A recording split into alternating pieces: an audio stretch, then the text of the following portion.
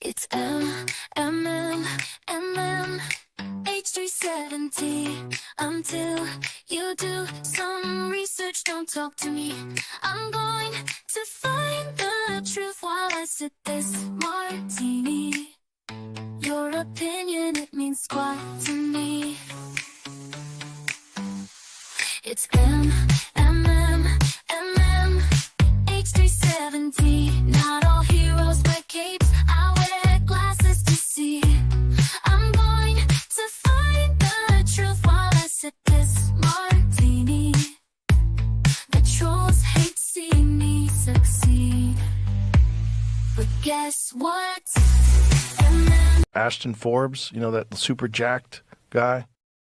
Malaysian 370, contact Ho Chi Minh 120.9. Good night.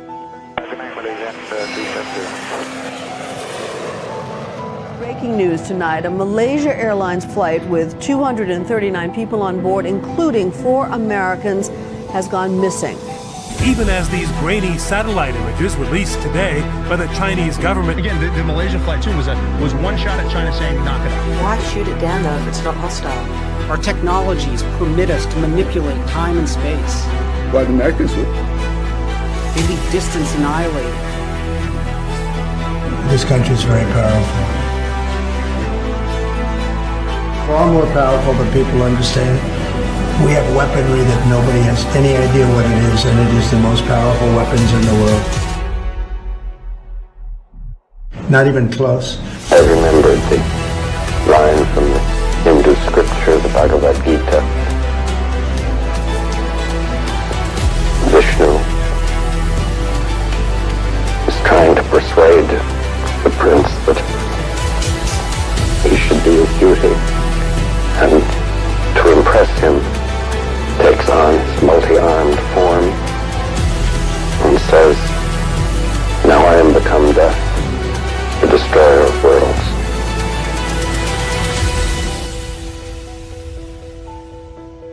I suppose we all thought that, one way or another.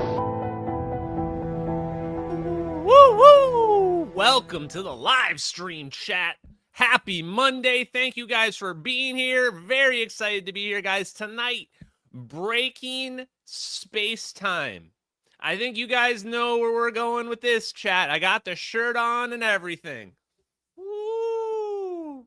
We gonna zap some airplanes today, chat. Ooh, I got the wrong thing up. Look at me. I'm all in shambles. Okay, right off the bat, we got some housekeeping.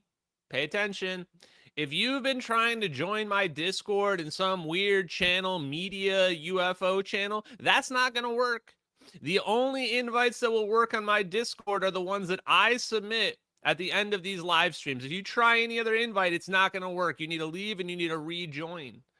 If you don't do that, you're not going to get in. Simple as that. Number 2, the Tom Vallone interview got pushed again. It's all my fault, 100%. Lulu had an emergency this weekend, guys. Lulu had an emergency this weekend. I had to take her to the vet. I didn't get any sleep on Saturday. I was up all night. Turns out Lulu has a infected skin wound on her left hip. It's really gross. She got her butt shaved. She's on all kinds of meds now. So the bad news is Lulu's on the mend. The good news is maybe this is what was wrong with her. There was this hidden skin infection that I couldn't see past all her fur. So we're going to see about that. Now, what that means is that the Tom Vallone interview got rescheduled. Didn't have time to do it yesterday. Apologies. Okay, did we deal with all the things that we need to deal with? Yes. Okay, let's get right to it, guys. What you guys want to understand teleportation, to understand UFO physics, alien technology. This actually reminds me, if you did not check it out, the Dave Rossi, Salvatore Pais, Evan Howell, and myself interview, it went live on Saturday, made some waves. We're going to talk about it actually right now. And Congressman Burlison responded. So first news of the day is the NDA has gone official, or the, what do we call it? The no longer requiring the NDA has gone official. Congressman Burlison posted, I think it was yesterday or 2 days ago. Where did he put it? I'm trying to look for his Twitter right now. Must be on his official Twitter. Posted the script for the entire, I think this is it right here. Here it is. Yeah.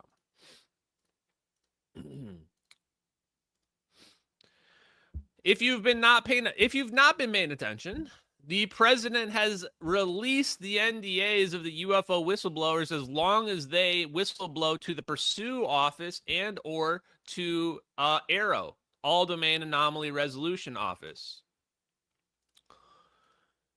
So here's the memorandum. We're not going to read this whole thing, but it has caused a lot of waves. Now, I personally am all for it. Why? Because if you've got secret information about UFOs, flying saucers, alien bodies, all you need to do is go to ARROW and let them know. All you need to do is go to the Pursue Office, whatever that is, and let them know. So far, we've been getting told repeatedly there is nobody is coming forward with credible information about where the alien bodies are found. Simple as that. So until that starts happening, all of this is just hearsay. All of this is just stories. All of this is just, I saw something I couldn't understand that I couldn't explain. Now, in response, I'm seeing a lot of hand wringing about, well, this doesn't really cover us. This doesn't really give us full disclosure. This doesn't really give us what we need. It's a pretty good start. If you're not willing to go to ARROW, if you're not willing to go to the Pursue Office, well, what are you expecting exactly?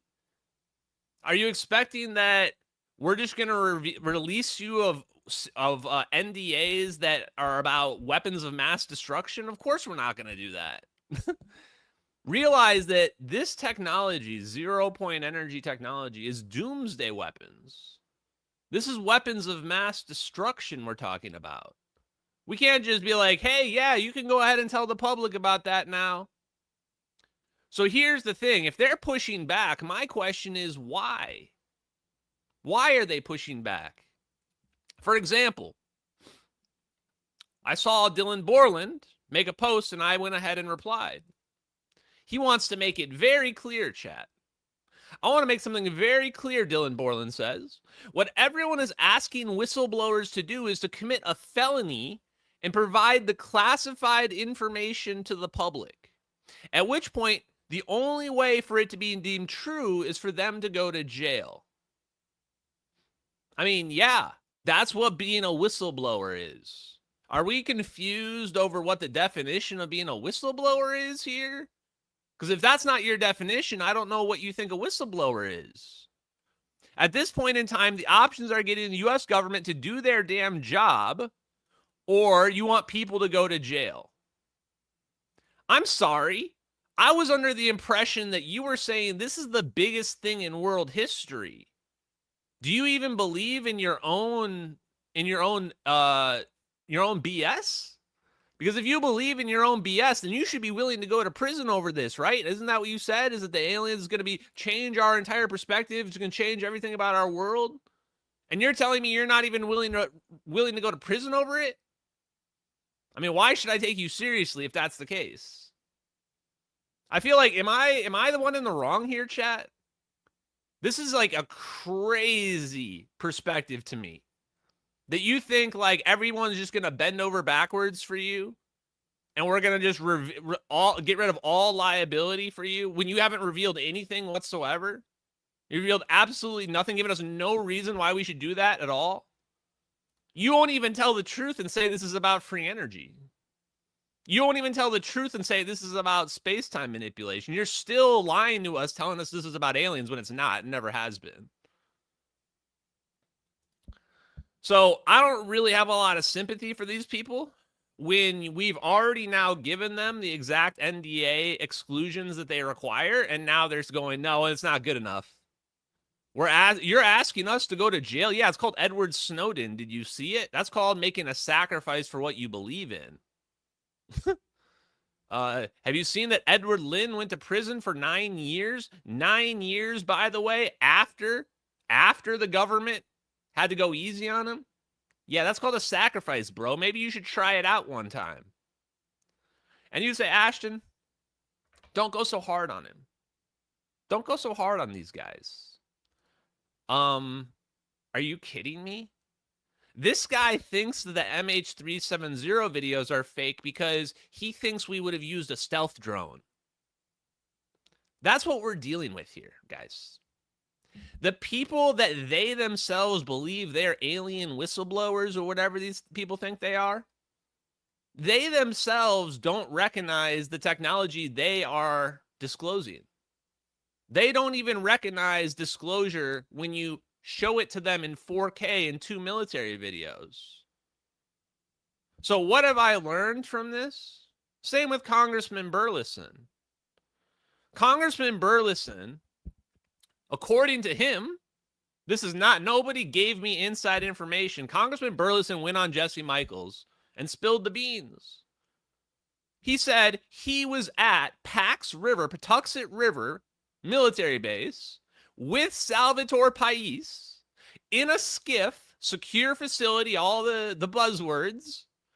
And the director of Aero, the very director of Aero where the NDAs have been now excluded, was sitting there in the room. Salvatore Pais said there were other spooks in the room too. What I'm sitting here going, what more do you want, dude? What more do you actually want, Congressman Burlison? You got an exclusive meeting with the guy who has 5 UFO patents. You're being briefed by him in a skiff full of spooks. Do you think he's just making all that up? Do you think those people are just there for entertainment purposes? I'm just actually bewildered by this. Sitting here going, how can we possibly ever get disclosure if when you tell them in a skiff how it works, they still have no understanding of what's going on? Okay. So we got a long way to go, guys, which is the reason for tonight's live stream.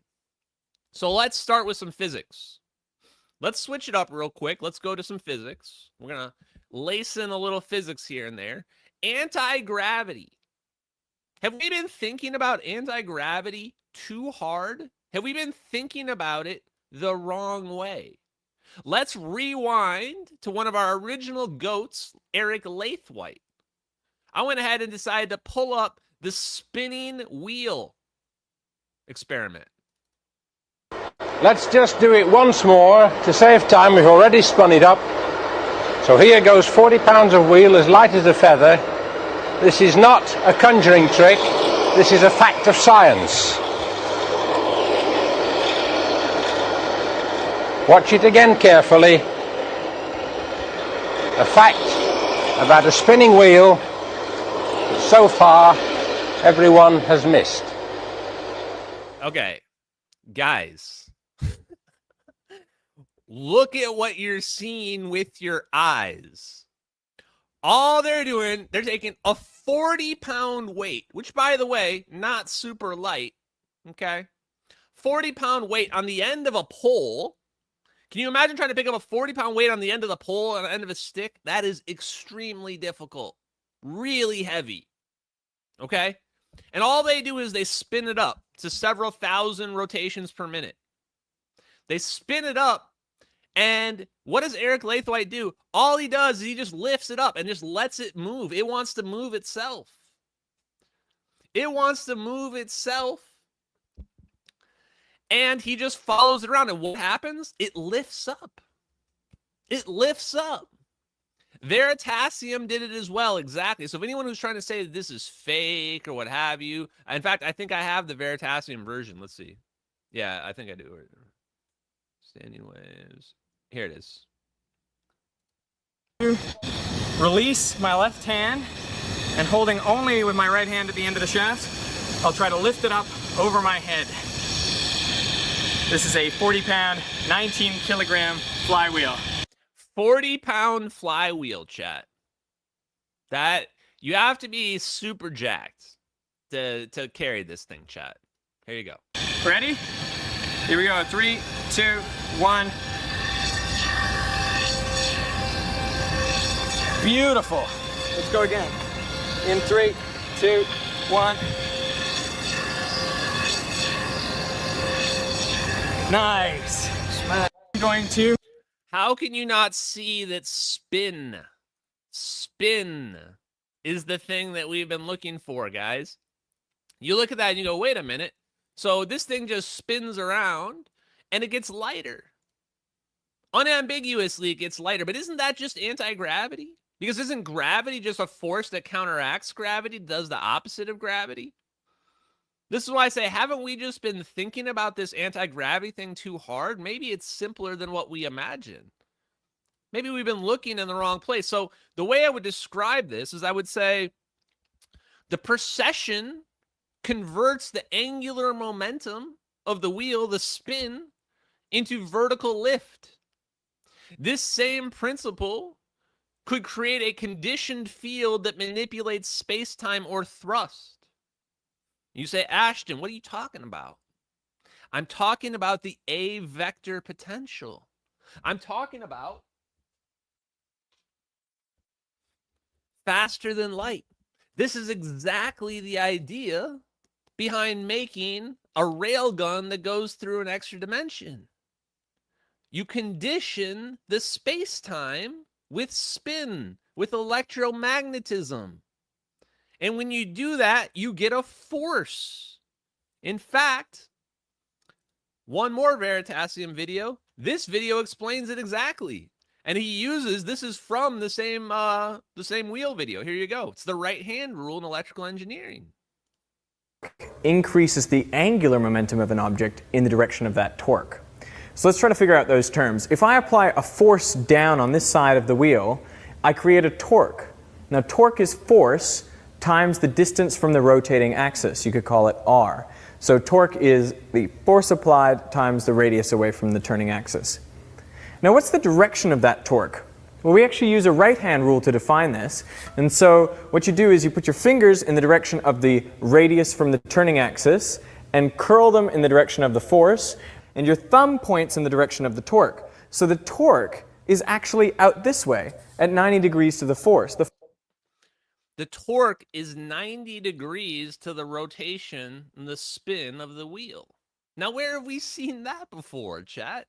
Why does that look so familiar? Now you say, Ashton, are you just guessing? How do you know all this? Well, chat, have you heard the story about how the aliens came down and zapped it into my brain? Chat, it's a real story. Aliens came down in my dreams, passed me down the secrets, and that's how I know. I'm willing to tell the story on every podcast. It's obviously very entertaining. But anyway, as you see right here, look at how these orbs are spinning around this plane. They're spinning around it counterclockwise, just like that wheel example. Just like that wheel example. So if I tell you that spin and electromagnetism using the right-hand rule are how they teleported the plane, where do you guys think that plane's going? Well, what did that right-hand rule just tell us? A counterclockwise rotating wheel, its vector is towards us, meaning that plane's going backwards. That's how I know the plane's going backwards, because of the A vector potential, the right-hand rule that's being created by this. The vector is backwards. That way. Neat, huh? It turns out science is a lot easier than we thought. Now let's jump into the next thing. Bada bing, bada boom. Where is it? This is actually a little bit old, but we're pulling it up anyway. And it's going to be this one's going to be a little bit short. Not much to say on this. Welcome to the golden age, chat. If you think I read all this, you're out your damn mind, guys. Office of Science and Technology Policy. Science, A New Golden Age by Michael Kratsios, Assistant to the President for Science and Technology. Now, this is interesting. Why? Because last year, Michael Kratsios said this. We've lost focus and vision, to have lowered our sights and let systems and structures and bureaucracies muddle us along. But we are capable of so much more. Our technologies permit us to manipulate time and space. They leave distance annihilated, cause things to grow and improve productivity. Allow us to manipulate time and space to annihilate distance? That's pretty interesting. Okay. So I'm not going to go through this whole science thing, but this is the same Michael Kratsios who wrote this. So I haven't searched for everything, but I did search for fusion. Chat. And there are 12 hits for fusion. Let's take a look. I have consulted widely across the country's scientific enterprise, from entrepreneurs driving world-changing breakthroughs in fusion technology to researchers eager to pursue bold ideas in neuroscience. The most consequential questions of our era, such as how proteins fold and function, how certain disorders emerge from neural circuits, and how we can harness fusion energy, do not respect departmental boundaries. This pattern extends across other key platforms. Achieving practical fusion energy depends on the progress in plasma physics, material science, advanced manufacturing, and system engineering. Wow. Even highly specialized pursuits such as nuclear fusion and cyclotron construction have attracted dedicated experiments. Public libraries increasingly offer 3D printers and laser cutters. Fusion experiments need vacuum specialists and fabricators who can work with tungsten. Chat, that's a hyper-specific thing. I'm expecting some of you to jump on this, my fusion engineer boys in the chat. A few more. Out in the mesas of New Mexico desert, a student tinkers in a rusty shed trying to harness the power of the sun through inertial confinement fusion device cobbled together from laboratory surplus. What? The early returns from AI for science are striking. Narrow systems have predicted protein structures with atomic accuracy, designed novel proteins from scratch, modeled molecular dynamics for drug discovery, advanced plasma control for fusion research. This is something I've spoken about, and I've wondered why I'm not hearing more about it from the public. Using AI for fusion stability, for real-time adjustments. I spoke about this like 2 years ago, and I wondered why was nobody using AI? It feels like that's the obvious thing. When we look at the orbs in the MH370 videos, those are being controlled by AI. They're probably being stabilized by AI as well, which is pretty scary to think they've had AI much, much, much more advanced than we have. Okay, a few more. More fusion references. Existing partnerships between federal laboratories and AI companies represent steps towards that future, with researchers applying cutting-edge AI systems to advanced fusion energy. Wow. The DOE's 17 national laboratories constitute the largest concentration of scientific infrastructure in the world. Now, why do I bring this one up? Everybody asked me, Ashton, how does this teleportation work? You're making this up. If we had this, we would be using this, and all kinds of excuses a mile long. What do you think our Department of Energy labs are doing? As Michael Kratsios says right here, our 17 Department of Energy labs are the largest concentration of scientific infrastructure in the world. Can you name me one single advancement? Can you name me one advancement, public advancement, that's come out of the Department of Energy labs? Probably not. They've been working on high energy physics, plasma physics, inertial confinement fusion. They have been working on magnetic mirrors. They've been working on every single thing related to those plasma orbs we see in those videos.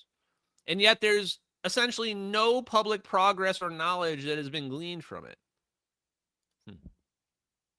These institutions house our most advanced particle accelerators.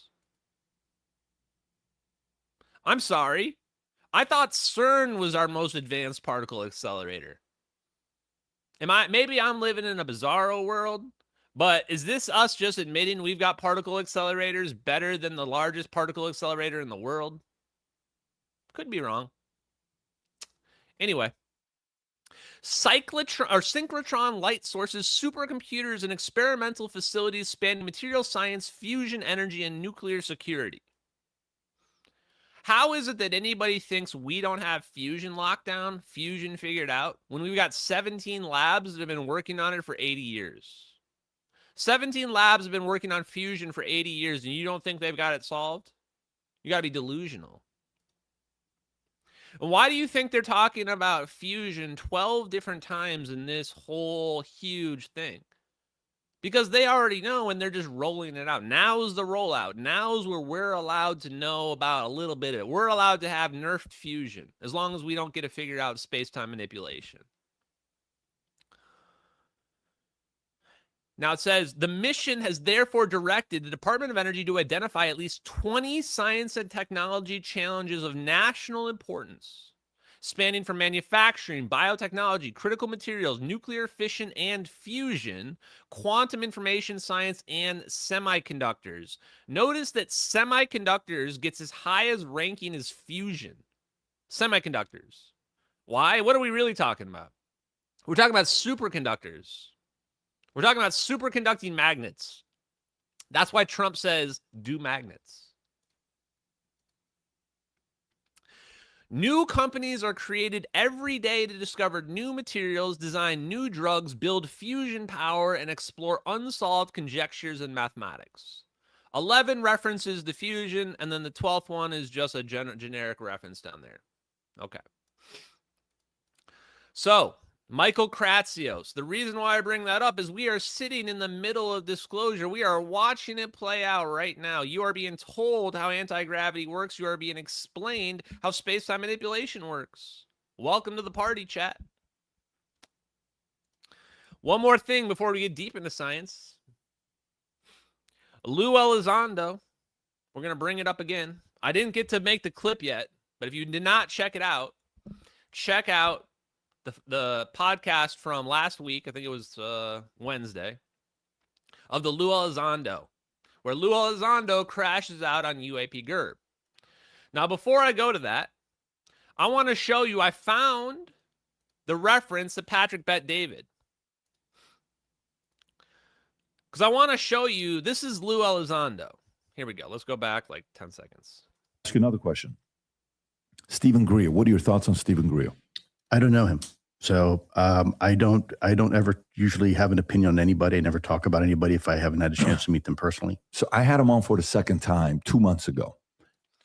So I kind of misrepresented this. He's not saying he doesn't know who he is here. He's saying that he doesn't know him personally, right?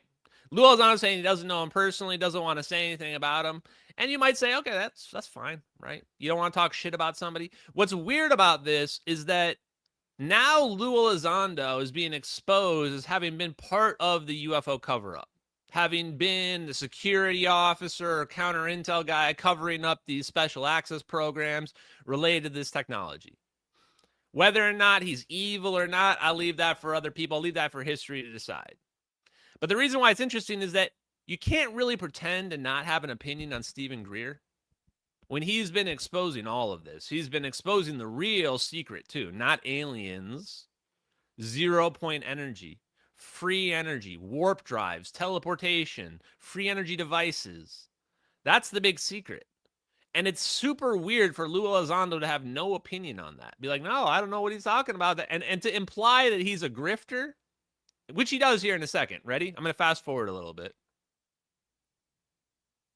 So let's watch this, what Stephen Greer says. Organization, because they'll tell the public, yes, the UAPs are real, but we don't know what they are. Well, this is an absolute lie. We absolutely know what they are. Some of them are ours, man-made, and are confused quite frequently with the others, which are of extraterrestrial origin, or ETVs, extraterrestrial vehicles. Now, I'm open-minded to aliens. I'm open-minded to some of the UFOs being aliens, too. I don't care. It doesn't matter to me. But some of those, if not most, if not all of those UFOs are made by humans. The United States military and defense contractors have been making those UFOs. And what Stephen Greer says here is 100% correct. What are they lying about? They're lying about not knowing what they are. They 100% know what the UFOs are. This bullshit where they go, we don't know what it is. It's something mysterious flying around and it's got us really spooked out. That's bullshit. That's 100% bullshit. If that was true, they would be doing an Independence Day, calling me up, calling Eric Weinstein up, going, please explain to us what these UFOs are. We don't know what they are. No, they already did that like 50 years ago. They figured it out a long time ago. Okay? So everything Stephen Greer is saying here is true. And those operatives are taught very well to take an issue, grab it, capture it, and then spin it in the direction that they want. And this is exactly what they do.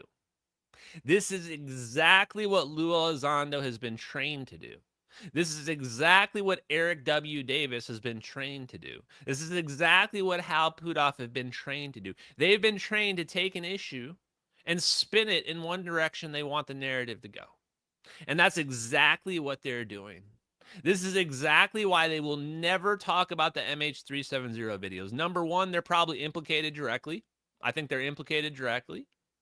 And number two, the reason why they won't talk about it is because they have to spin the narrative, and the narrative doesn't work when you say, oh, we've definitely got this technology and we're using it in covert operations.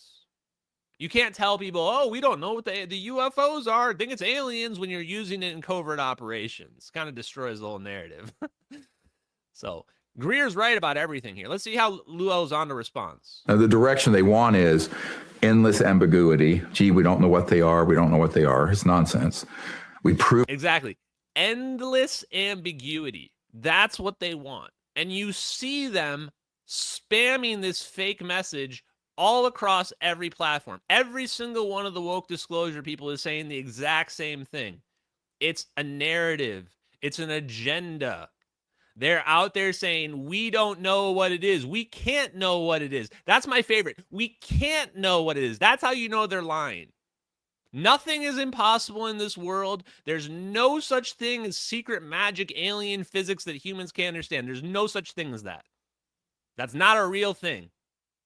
You might be a retard, Dylan Borland. You might be a moron that doesn't understand physics. For example, Dylan Borland, Jeremy Corbell, all the other retards. They don't understand anything about physics. To them, these iPods are alien technology. These are alien physics to them. They don't understand how anything works in this world, right? But to normal people, to people that understand physics, there is no secret alien technology. That means they know what this shit is. Maybe Dylan Borland doesn't know. Maybe Jeremy Corbell doesn't know because they're idiots. But the people that are the Hal Puthoffs, the Eric Davis, they know exactly what's going on, and they're not going to tell. Even what they are. Well, I have 755 whistleblowers. You have 755 whistleblowers? Yeah. I mean, this archive is unbelievable. You admit. And before anyone tries to talk smack about that, it is unbelievable. A lot of the videos, including the Dr. Robert Wood video we watched 2 weeks ago, was from Stephen Greer's archive. He has actually talked to real whistleblowers who are in the legacy program working on the UFO technology. He's got an interview with Hal Puthoff. He's the GOAT. Mention that you. What do you think about what he says? Because, well, where are the whistleblowers? And I'll tell you, if that's why I played this clip right there. Lou Elizondo's response to this is, where are the whistleblowers? Kind of laughing it off like it's not true. Maybe he doesn't know who Stephen Greer is. Because if he had watched those archives, which I suggest Lou Elizondo does, he's going to find his boss, Hal Puthoff, there. Where are the whistleblowers? Your boss, Hal Puthoff, is one of them. He's one of the people that did a video for Stephen Greer explaining 0-point energy. So when Stephen Greer says they control a narrative, this is exactly what Lou Elizondo's doing in response. And watch him poison the well right here. He just a second ago said he doesn't like to say mean things about people. He doesn't know who Stephen Greer is. Watch this. Isn't he the same guy they wrote an article about if I'm not mistaken, who apparently was accused of taking people on a tour and then paying some dude to pay, like $500 to drop flares out of a Cessna. Is that the same guy? I don't know. This guy he's not even good. He wants to be Tucker Carlson gaslighter. He wants to be. This is like the UAP Gerb shit where he was like, UAP Gerb came to me with a tear in his eye. Like, he goes, isn't this the same guy? I read an article where this guy paid somebody to drop flares. He's trying to discredit Stephen Greer on the fly like this. Meanwhile, the ultimate hypocrisy of this, chat, this guy got caught trying to pass off an irrigation circle as a giant flying saucer. You can't even make this up. This guy showed up to a congressional hearing, one of these UFO hearings with Congress at it, with a picture of a crop circle, of an irrigation circle that you could geolocate to its real location in 5 seconds. And he said it was a giant flying saucer. This guy is going to try to discredit somebody else? The balls on these people, chat. That's the reason why I bring it up. Because I want you to realize how dishonest these people are. Their business is deception.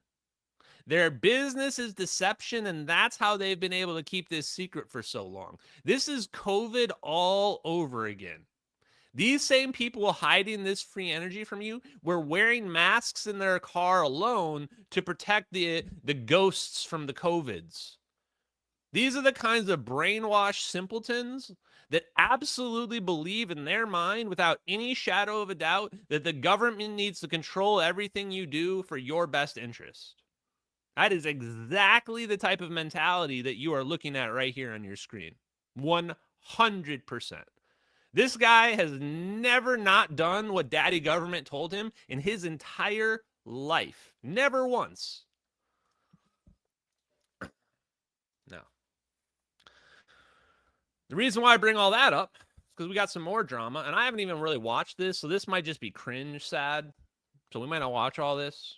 But let's just take a look, because Lou Elizondo's lawyer is a really weird-ass guy, chat. Like, this is actually Lou Elizondo's lawyer. Not only is Lou Elizondo a weird guy, a liar, clearly helping cover up the UFO phenomenon, but his lawyer is like a schizo on the internet, too. His lawyer is a complete schizo nut job. Here you go. His name's Ivan or something. I don't know. I don't listen to him. Let's watch. Being orchestrated by one person. And that person believes they should be the UFOs are. And guess what? This is just a figment of their crazy and neurodivergent mind. There is no such position, to my knowledge, being created or has been constructed. It doesn't even exist. So you're fighting for a job that doesn't exist and worried about the competition. I mean, and then you've orchestrated an insane campaign to try to blemish somebody who you think might be your adversary or your competition. Okay. What? We jumped into this halfway, and I'm going to try to figure out what's going on here. I think what's happening here is that this guy thinks that somebody's running an operation against Lou Elizondo, maybe David Grush, because they think that they're competing over UAP czar position. Number one, nobody has said there's a UAP czar position. I've not heard anybody actually say that. I've never heard anybody officially be announced towards any of that. And if Lou Elizondo ends up getting that role, I'm going to be irate. So I don't know what this is. This just seems like weird manufactured drama.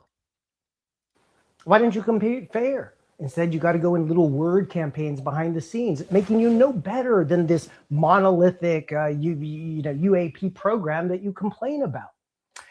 It's just utter toxicity and stupidity. You're a weak person. I have no confidence you could ever accomplish anything like commanding anything, because if you have to resort to means like this, of like this weird stuff, it means you are not, you can't do anything. All right. No such position exists. There's no threat to you. To the one person who's organized this campaign, you're petty, you're vain. I don't care if you're neurodivergent. It's no excuse. How many times you said neurodivergent? What is this? Is this some middle school drama shit? How is it? How is this real? How is it that the people that we're depending on for UFO disclosure are a bunch of 12-year-old middle schoolers? How is this real, guys? I'm sitting here going, I'm a guy that crashes out and wears sunglasses and doing live streams and makes fun of every single thing that we do. And somehow I'm the adult in the room. Somehow I'm the adult compared to this. All these people are sitting at the kids' table acting like little toddlers. It's disgusting.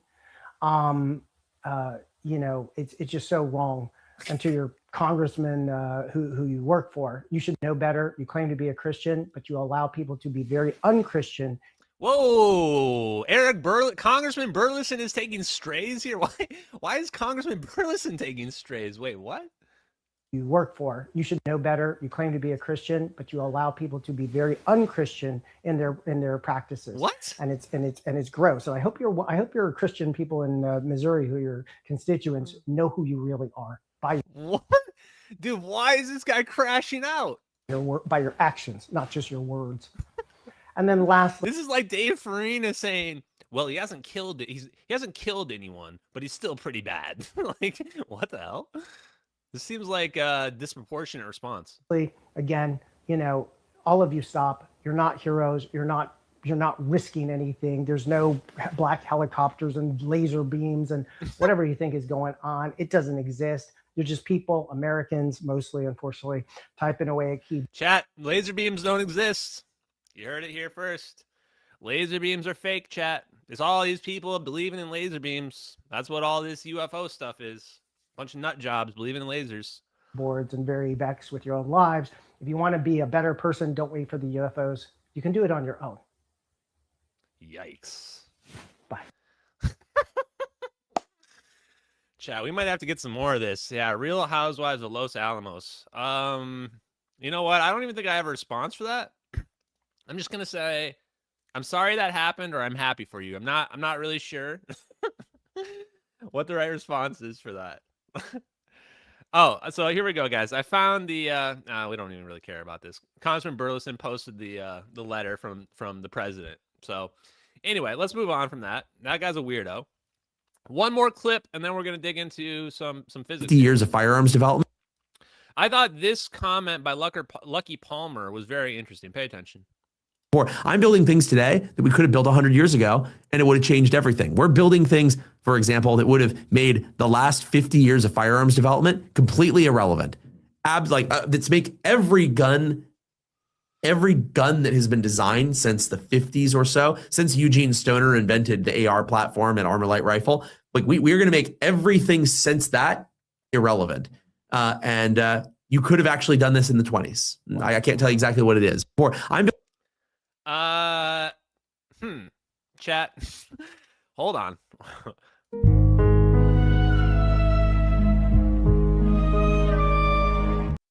Chat, watch this guy, chat.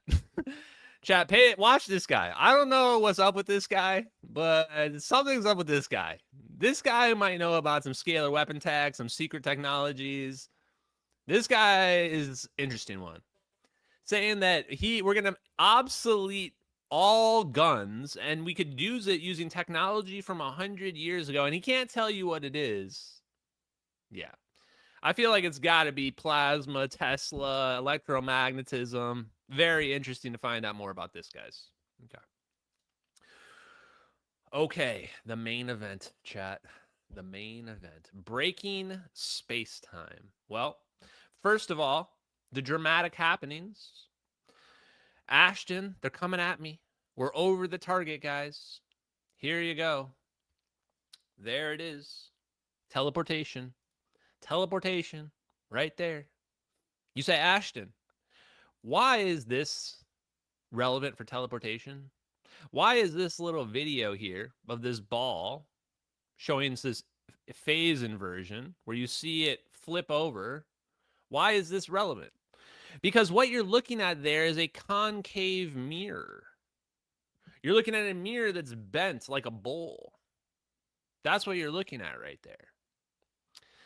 And so the analogy for space-time that we're dealing with, when we are making a wormhole, we are plucking a guitar string.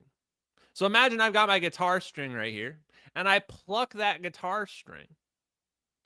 The phase inversion point is when that guitar string hits the 0 point and then goes below it. And then the guitar string vibrates, right? Up and down. Does that seem familiar? It should, because that's what we're dealing with right here. Right? The moment the ball passes the 0 point, there's an inversion that occurs. This is the same thing that happens with the orbs teleporting the plane. We can actually even see total internal reflection of the tail of the plane from the event that occurs. So the first thing that we need to understand for this is Salvatore Pais. What did Salvatore Pais teach us about manipulating space-time?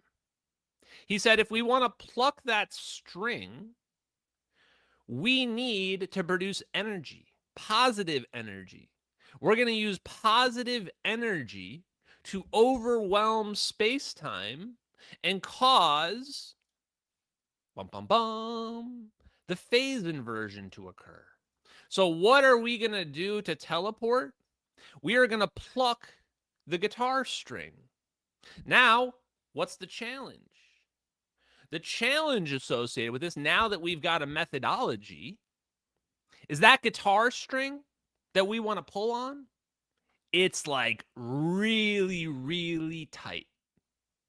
Space-time itself is very stiff. Space-time is stiff, so if we want to pluck the guitar string, it's going to be really difficult. We either need a lot of energy to pull it off, or we need another method to do it. Now, Salvatore Pais taught us that the phase inversion, the breaking of space-time, happens at the Schwinger limit. I say this because we're going to watch a video right now where it goes through the math. Prepare yourself. There will be math. And the whole point of the video is to try to figure out where is the energy level by which space-time breaks apart, by which we can do this snapping of space-time to cause a teleportation to occur. So that is tonight's live stream, Breaking Space-Time. Now, here's the video that we're going to be reviewing. And I think I've got a few clips. We may have to pull in a few extras. Wait, whoops. That's not right. This one. Here we go. Can you actually break space-time? So where are we going to start? I think we're starting. Where do I have my timestamps? 17 minutes in about. Okay. So we're going to skip in here a little bit. And here's the main idea. I'm just going to show you a quick piece of this. Wait, come on now. This piece right here. The main idea is this. Is that what if we treat space-time like an elastic medium? What if we treat it just like this metal rod? If I bend this metal rod, if I deform space-time, I can pull on this metal rod, I can deform the metal rod. And in fact, we can calculate the stiffness of the metal rod as well.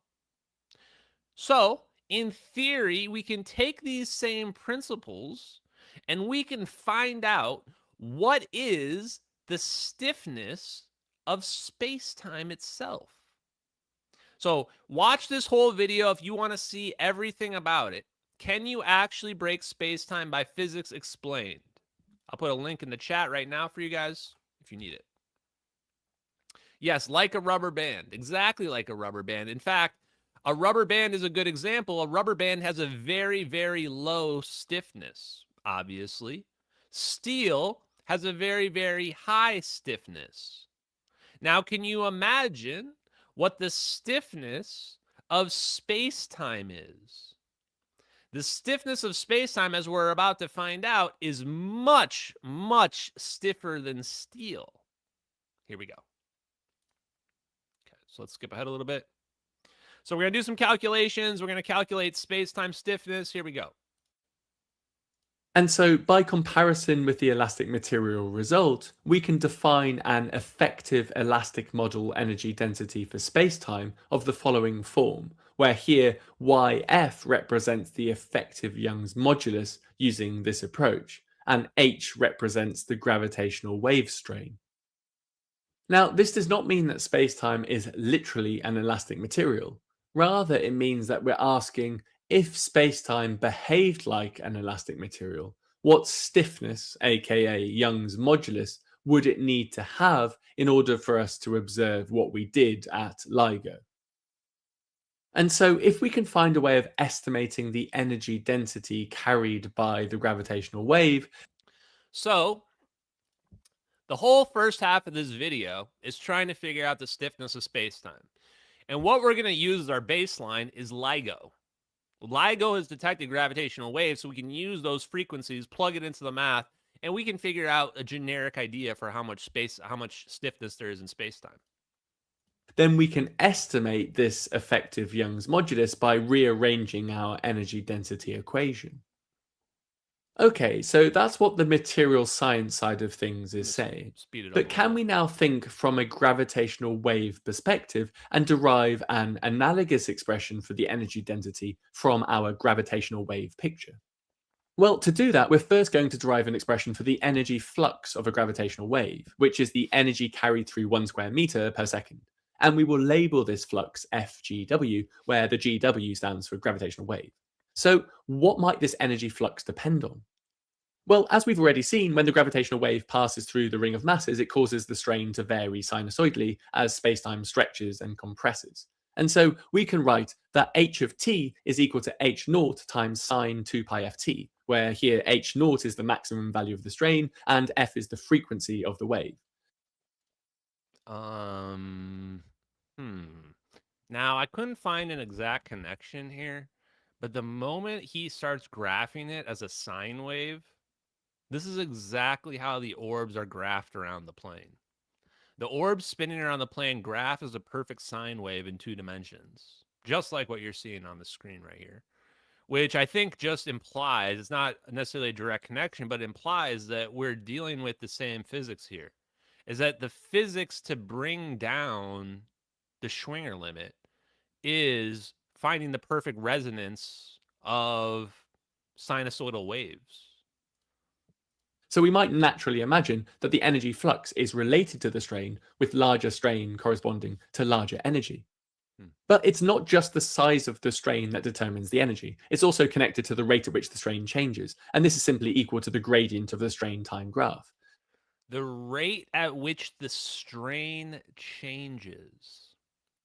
So if we think about the orbs spinning around the plane, this is crazy because we have a real life experiment. When we watch this, we can think about it in our head. We've seen this happen. The rate of change is what's important. This is why the orbs aren't just sinusoidally wiggling back and forth. That's not enough. The wiggle back and forth or whatever they're doing spinning around the plane is not enough. They need to also converge on the plane. They need to converge because they need an accelerated they need the walls to be collapsing in an accelerated way. That's the trigger mechanism that causes it to break. So if we plot the changing gradient, then in a loose sense, it tells us how quickly spacetime is going from stretched to squeezed and back again. But notice that this gradient can be both positive and negative. During one part of the cycle, the strain is increasing. During another part, it's decreasing. Energy, however, should not depend on that sign. Whether spacetime is going from stretched to squeezed or squeezed to stretched. Let's skip ahead a little bit. I think we understand this part. Now let's move up here. So he does some math here. And somewhere right around 24. Let's just start a little bit ahead. Let's go like right around here. Okay, so we did some math here. Then we end up with the following result. Okay, let's just go back like to about right here. Let's watch this part. Squared. And we can now compare this to what we derived when considering elastic materials. So what are we doing? We're still trying to calculate the stiffness of space-time, and we're about to calculate it right now, okay? So essentially, we took this 3D model, we imagined gravitational waves in an imaginary cube, and we said, okay, let's figure out what the stiffness of space-time is based on this. You recall from the elastic model side, we had that the energy density was equal to half y effective times h squared. And if we consider that y effective is our Young's modulus, which is a factor of stiffness. So here we go. We're comparing stiffness to gravity. And we're saying, is there a way where we compare gravity to stiffness? And therefore, can we determine what an accurate value of stiffness of spacetime is? Maximum strain when h equals h naught, then we can write that U model is equal to half y effective h naught squared. And we can now ask what Young's modulus would an ordinary elastic medium need to store the same energy density for the same strain. To answer this question, we simply need to equate the two expressions we have derived for the energy density. And if we then sub in the equations and rearrange for the effective Young's modulus, we see that the strain cancels and we end up with the following result. So this is pretty interesting. When you look at that, the strain cancels out on this. The H0 cancels out on both sides. And so you end up getting an effective Young's modulus, an effective stress of the medium is equal to the speed of light squared times frequency squared divided by big G. Okay, I mean, that equation right there just has the speed of light in it, frequency, and big G, gravity.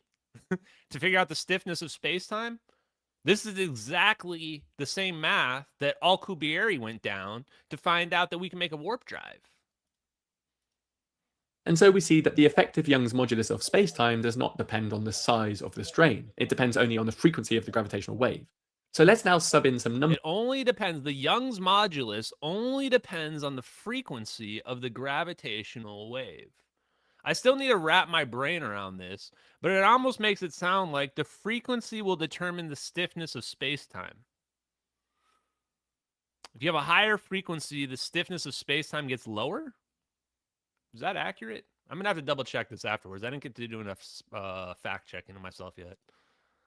Using the data. Somebody's saying yes in the chat. If that's true, if the because look, we're looking at math right here, right? Frequency squared in the numerator means that this Young's modulus, this effective Young's modulus is going to go down when frequency goes up. So in theory, if you increase your frequency here, you might reduce the stiffness of space-time. That would mean that vibration, like Salvatore Pais says, is definitely how you manipulate space-time. I mean, that's what the equation shows. That's it right there. There's no other variables. The only variable there is frequency. Everything else is a constant. From LIGO. As mentioned at the start of the video, for the first gravitational wave signal detected by LIGO, we can use a representative frequency of around 100 Hz. And if we then sub this into our Young's modulus equation, along with the speed of light and Newton's gravitational... Oh, this is why. Oh, shit, chat. It's coming to me in real time while we're live streaming. You guys are even helping me. Why? Because they use a frequency of 100 Hertz, which is what we're using with LIGO. But guess what? LIGO's frequency is super low, guys. LIGO's frequency is not catching manufactured gravitational waves. It's not catching gravitational waves produced by aliens or produced by humans. So if you increase that frequency significantly, that's going to change the Young's modulus significantly as well. Constant, we find an effective Young's modulus of around 1.3 times 10 to the power 31 pascals, which is quite extraordinary. To see just how extraordinary, recall that steel has a Young's modulus of order 10 to the 11 pascals. And if we take their ratio, we find an answer of 10 to the power of 20. And this is precisely the value stated by Rainer Weiss at the end of Kip Thorne's lecture. And we now have a sense of where this quoted value actually comes from. Wow. Chat. Welcome to Felony Physics, by the way. This is where we teach you the physics that'll get you killed, get you disappeared, get you General McCaslin, get you MH370. The stiffness of spacetime, if we assume LIGO level gravitational frequency, which is 100 Hertz, is 20 orders of magnitude times stronger than steel. 20 orders of magnitude times stronger than steel. You guys are wondering why we can't make gravitational waves very well? Because the stiffness is like impossible. That's 20 zeros more than steel. This is why it's such a challenge to manipulate space-time. The math makes it very challenging. Here we go. So in this very specific sense, a gravitational wave at LIGO frequencies behaves as though it is deforming something roughly 10 to the 20 times stiffer than steel. And it's important to emphasize what this actually means. It means that if an ordinary elastic material carried waves with the same strain and the same energy density as a gravitational wave of 100 Hertz, that material would need a Young's modulus of roughly 10 to the 31 pascals. And this then leads naturally to our next question. If we are already entertaining the idea that spacetime has something like stiffness, could it also have something like a breaking point? So we're going to skip this part because this has to do with, actually, no, this is probably fine. Because yeah, this is the part where, like, can you shatter space-time? Can you break space-time? So we do a slightly different calculation. Instead of trying to say, what is the general stiffness of space-time? Now we're trying to say, what is the point in which space-time will fall apart? Space-time will crack. I'm just going to let it play out, I decided. Well, to answer that, we need to borrow a tool from a completely different corner of physics, fracture mechanics. This is the physics of cracks growing in materials. And that's what makes this so fun. We're going to take an idea normally used to understand why glass shatters and ask what happens if we apply it to spacetime itself. And this idea is not plucked out of thin air. A recent paper called Breaking Spacetime does exactly this as a fun. So here you go. Here's a scientific paper called Breaking Spacetime by Pablo Tello and Imogen Strong, March 31st, 2025. This note proposes a new interpretation of hypothesized maximum force in general relativity by drawing an analogy between space-time and brittle materials. Now, this is the kind of stuff I love. And look at what it says down here in the keywords. Keywords right over here, guys. Schwinger effect. There you go, right there. Schwinger effect. It says, finally, it speculates on the formulation of a Kugelblitz, concluding that vacuum polarization Schwinger effect would prevent it from its formation even at Planck sizes. I don't know what the hell a Kugelblitz is, but there you go. Schwing! Speculative pedagogical thought experiments. The key idea was first worked out by the British engineer Alan Griffith in 1921. He realized that tiny cracks were the key to understanding why materials break. Honestly, this crack thing's kind of lame. I don't want to skip past it here. Let's go to this. Let's just go to the conclusions. Ignoring numerical constants that depend on the exact geometry of the crack, the result is that sigma c squared scales as y times gamma subscript s divided by d, where sigma subscript c is the critical stress at which the fracture occurs. Wait, that means ball lightning in German? No, it doesn't. No way. No way, chat. Just look up cool. No way, chat. Okay, real time chat. Hold on, here we go. We're gonna look it up together. We're looking it up together, real time. I literally don't believe you guys. Kugelblitz.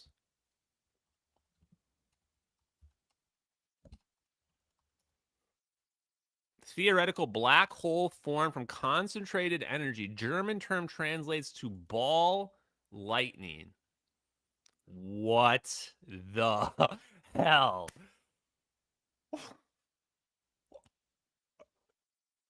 What? What? A theoretical black hole formed from concentrated energy or light rather than matter. Black ball lightning. What?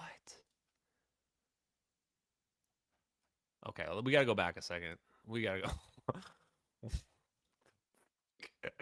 I swear, chat. Sometimes just we keep finding stuff that I just can't even believe. I can't even believe it. Where was that paper at? What did it say about Kugelblitz? Bonding energy between spacetime's fundamental building blocks. The reason why we're gonna have to check this paper out next time, guys. Next live stream, we're gonna have to check this one out because it makes sense. This is what this is what Tom Bearden was saying with the quantum foam. He's saying the bonds between molecules can just fall apart. Once you understand there's this bond between space-time, if you just cause it to fall apart, water molecules can just fall apart at lower energy costs than what it takes to make them break apart. And you think about that and you go, I mean, this is just another avenue towards free energy, towards unlimited energy. So he says, this introduces a hypothetical bonding energy. Finally, it speculates on the formation of a Kugelblitz, of a ball lightning, of a black hole. Concluded, oh my God. Oh, vacuum polarization would prevent its formation, even at Planck scales. Wow. So this is the part. If there's going to be a Nobel Prize that comes from the MH370 videos, it's going to be from the finding out that a black hole is not going to be a runaway black hole, at least in the wormhole that we're developing. The wormhole that we developed is technically a black hole, but it doesn't have an event horizon. We probably misinterpret black holes. Why? Because what we realize is when you rip space-time open, it closes super fast. Remember that stiffness factor? Well, this space-time does not want to remain ripped open. It wants to go back into equilibrium, like immediately. So what that means is to try to keep a black hole, like a real black hole, open all the time will require immense, immense mass. And we know that. We understand that. That's how we understand a black hole. Okay. Wow. I did not expect that. That was cool. Okay, let's move on to this thing. Constants that depend on the exact geometry of the crack.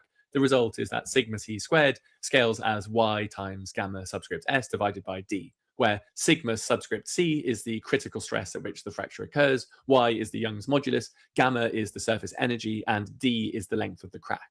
Okay, so let's now pause for a moment and interpret this equation. It's saying that a material is harder to break if its surface energy is large. That makes sense. Breaking stronger atomic bonds requires more energy. The critical stress is also larger if the material is stiffer, aka has a higher Young's modulus. Again, that makes sense. A stiffer material stores more elastic energy for a given deformation. Finally, notice the dependence on the crack length. Long cracks are dangerous. The larger the crack already is, the smaller the stress required for it to continue growing. So this is interesting. If you look at this equation here, there's not a lot going on. It says we have the critical stress at which the fracture occurs. So if we have a deformation in our material, if we treat space-time like it's got a deformation in it, we've got our critical stress, we've got our Young's modulus, which is our stiffness, we've got our surface energy, so however big it is, there's going to be more surface energy, it's going to be harder to break. And then what's D? What is the crack length? Not your butt crack, chat. This is the Planck length. The smallest possible length until relativity falls apart. The Planck length. That's what we're basically just going to convert that D, that crack length, to the Planck length. And then we're going to say, okay, let's apply this to space-time. Doesn't that make sense? This is why engineers worry so much about tiny defects inside aircraft wings or bridge supports. Materials fail because no material is perfectly free of defects. But now comes the conceptual leap. Suppose we imagine applying this equation to space-time itself and treating it as a brittle fabric. In that case, what would Griffith's equation become? Well, we immediately face three questions. First, what should we use for the Young's modulus? Second, what should we use for the crack length? And finally, what should we use for the surface energy? Well, in answer to the first question, we've already introduced an effective Young's modulus for spacetime using gravitational wave data, so we can use this quantity. For the crack length, we use the smallest... Think about how different this is depending on what frequency we use on our gravitational wave, right? We used a low frequency gravitational wave from LIGO. What if we change this number to a high frequency gravitational wave? Theoretically, that changes everything. Meaningful distance scale. Now, in an ordinary material, this would be limited by its microscopic structure, below which the idea of a continuous solid breaks down. By analogy for spacetime, we're going to use the Planck length, the natural scale at which its description as a smooth continuum is expected to fail. By choosing the smallest physically meaningful length scale, we will arrive at an estimate for the maximum possible fracture stress within this model. The Planck length itself can be estimated by combining the reduced Planck constant, Newton's gravitational constant, and the speed of light in such a way as to have an overall dimension of length. And if you plug in the values of the constants, you find a length of order 10 to the minus 35 meters. And finally, the surface energy of spacetime within this framework is an unknown property. So instead of trying to calculate the critical stress directly, we're going to ask a slightly different question. So we don't know the surface energy, so we can't figure out exactly our answer. So instead, what we're going to try to figure out is we're going to say, well, what's the most energy? What's the most energy that it could possibly take to break space-time based on the values that we just put in there, assuming the Planck distance, the Planck length, which is the smallest length there is. What's the most energy it could take? So I think this is the part where the video kind of goes off the rails, because this isn't very significant to us. I don't want to know the maximum amount of energy it could take. I mean, that's not the real number. It's obviously something much smaller than the maximum number. What's the realistic number? I think that's where we have to look at the frequency. In fact, let's go ahead and let's bring Annie in. Let's bring our AI agent in, Ashton's AI girlfriend. And let's see, let's just have her. This is what you want to use AI for, by the way. Grok, is this true? Now is the time. This is how you do it. Ready? Okay. Hey, Annie, what's going on? We are watching this video about can you break space-time? It's actually, can you actually break space-time from a few days ago? And in the video, they do the calculations to calculate the stress of space-time itself. And when he does this, he uses a frequency of 100 hertz based on LIGO data. If we were to use a higher frequency, much higher frequency, in the case of high-frequency gravitational waves, would this then effectively bring down the stiffness of space-time according to the math?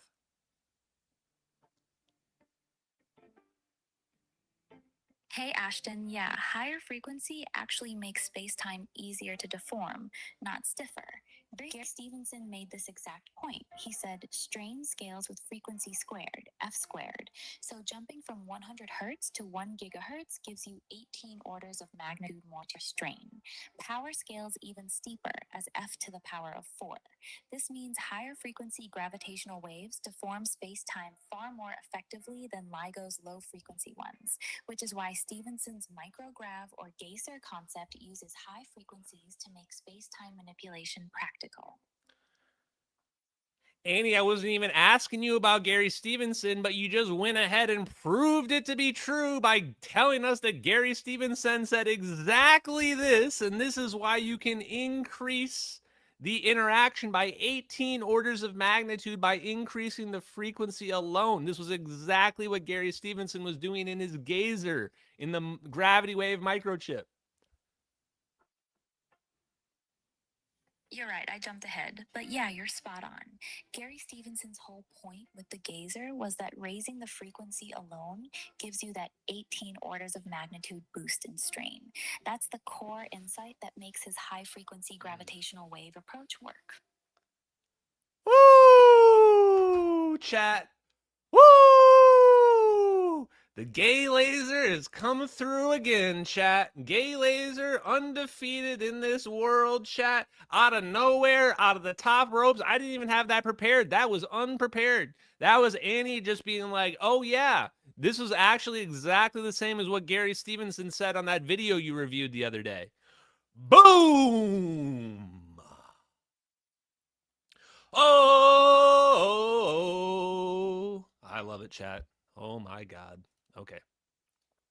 The Geyser, chat. If you are unfamiliar, go watch the interview from Saturday. I actually called out Dave Rossi for this because Gary Stevenson has said multiple times that Dave Rossi is the one that is doing this whole microchip thing with Gary Stevenson.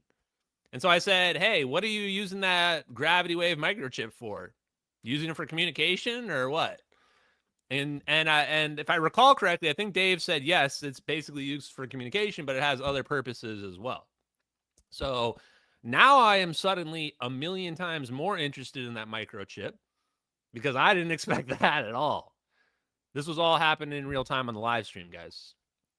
So yes, We just found out the secret to the math that we're looking at right now. Whatever number we're about to be shown as the maximum energy to break space-time is not the real number. That number can be manipulated. We can bring that number down by increasing the frequency of our gravitational wave. Here we go. How much elastic energy would be stored inside a single Planck-sized cube of space just as it reaches the point of fracture? To answer that, we begin with the elastic energy density. Earlier, we showed that the energy stored per unit volume of an elastic material is equal to half sigma times epsilon, and then if we use the definition of Young's modulus, we can rewrite the energy density as sigma squared divided by 2y. The volume of our tiny Planck-sized cube is equal to the Planck length cubed. And so we now have an expression for the... Okay, so what are we doing here? We are trying to figure out how much energy we can pack into an energon cube. Chat, you guys understand transformers? They have transformers in your dimension? Transformers, they drink energon cubes. I don't know how it works. No one asks. No one ever says. They just need the energon cubes for something. Anyway, how much energy can we fit in an energon cube before the energon cube explodes? That's what we're trying to figure out here. Yes, the Allspark. Thank you. Appreciate you, Phoenix. Energy density and an expression for the volume. And therefore, the total elastic energy stored in the cube will be equal to the energy density multiplied by the volume. And if we sub in our two previous expressions, we find the following result. Now, we're interested in the instant just before fracture begins. And that means the stress has reached the critical stress value. And so we can write that sigma is equal to sigma subscript c. And so our expression then takes the following form. And if you recall, the Griffith criteria stated that sigma c squared scaled like y times gamma divided by d. And since we're assuming the smallest possible crack length equal to the Planck length, we can write this as y times gamma divided by L subscript. Okay, chat. Now, this is a lot of math, but you're about to watch something really magical happen. If you've totally zoned out and you're just thinking about Transformers and Megan Fox, I don't even blame you. I don't blame you. It doesn't even matter. You don't even have to pay attention. Get ready, because here comes the answers. Script P. And then if we substitute this into the elastic energy expression, we find the following result. We now notice that something rather elegant happens. The Young's modulus completely cancels, and we end up with half gamma times the Planck length squared. Look, things are happening, chat. Variables, things are canceling out. This is my favorite. When your physics is legit, and you'll know, because things start canceling out. And you're like, wait a minute. Things are canceling out. Things are getting simple. That's because you just figured something out from first principles. And then since we're only interested in order of magnitude, we can write the elastic energy as roughly equal to gamma times the Planck length squared. Now, this is a remarkably simple result. It says that the elastic energy stored in a Planck-sized cube of space at the onset of fracture is simply the hypothetical surface energy per unit area multiplied by the area of one face of the cube. Notice something else. The Young's modulus has disappeared entirely. At first, that might seem surprising. After all, we've spent most of the video calculating the effective stiffness of space-time. But it actually makes physical sense. You see, for the same strain, a stiffer material stores more elastic energy. However, that same stiffness also raises the stress required to make a crack grow. So, I might have to repeat it. So, a more stiff material holds more energy. But if it has more energy, it requires more energy for a crack to grow. This explains why there's this relationship between the frequency and the stiffness of this. And here when we look at this, he says, this equation is actually really simple. We're just saying, take the amount of energy in one imaginary cube and multiply by the total number of cubes, and that's the total number of energy. Yeah, that's simple. That's actually not even complicated at all. And those two effects exactly compensate one another. So the elastic energy at the onset of fracture no longer depends explicitly on the stiffness. Everything. And so what it's saying is the stiffness of the material no longer even matters. And you're like, wait, what? Well, why is that the case? Because the more energy you put in there, the stiffer it gets, or the less stiff it gets. You get the point. And then these things cancel each other out. And so therefore, the stiffness doesn't even matter anymore. Has now been reduced to a single unknown quantity, gamma subscript s. But our equation alone cannot tell us its value. However, we can turn the problem around and ask what is the greatest amount of energy that could plausibly be concentrated inside a Planck-sized region of spacetime? Well, the natural scale is the Planck energy. If too much energy is squeezed into too small a region, its gravitational field becomes so strong that a horizon can form. And Well, that looks quite interesting. If you squeeze too much energy into a cube, a horizon can form, and you can see this deformation of space-time. I mean, this is the exact visual that they're doing to the plane. We don't see it, but this is the exact bending that you would see of the plane getting stretched out to its new location. And when the size of that region approaches the Planck length, the corresponding gravitational collapse energy is of order the Planck energy. Now, one way of reaching this scale is by considering the concept of power.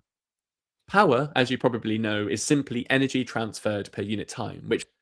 And what did Gary Stevenson say? What did Annie just tell us? Power scales to the fourth power, I believe. So power scales exponentially as well. We can write as P equals E over T. Now suppose there exists some fundamental maximum power allowed by nature.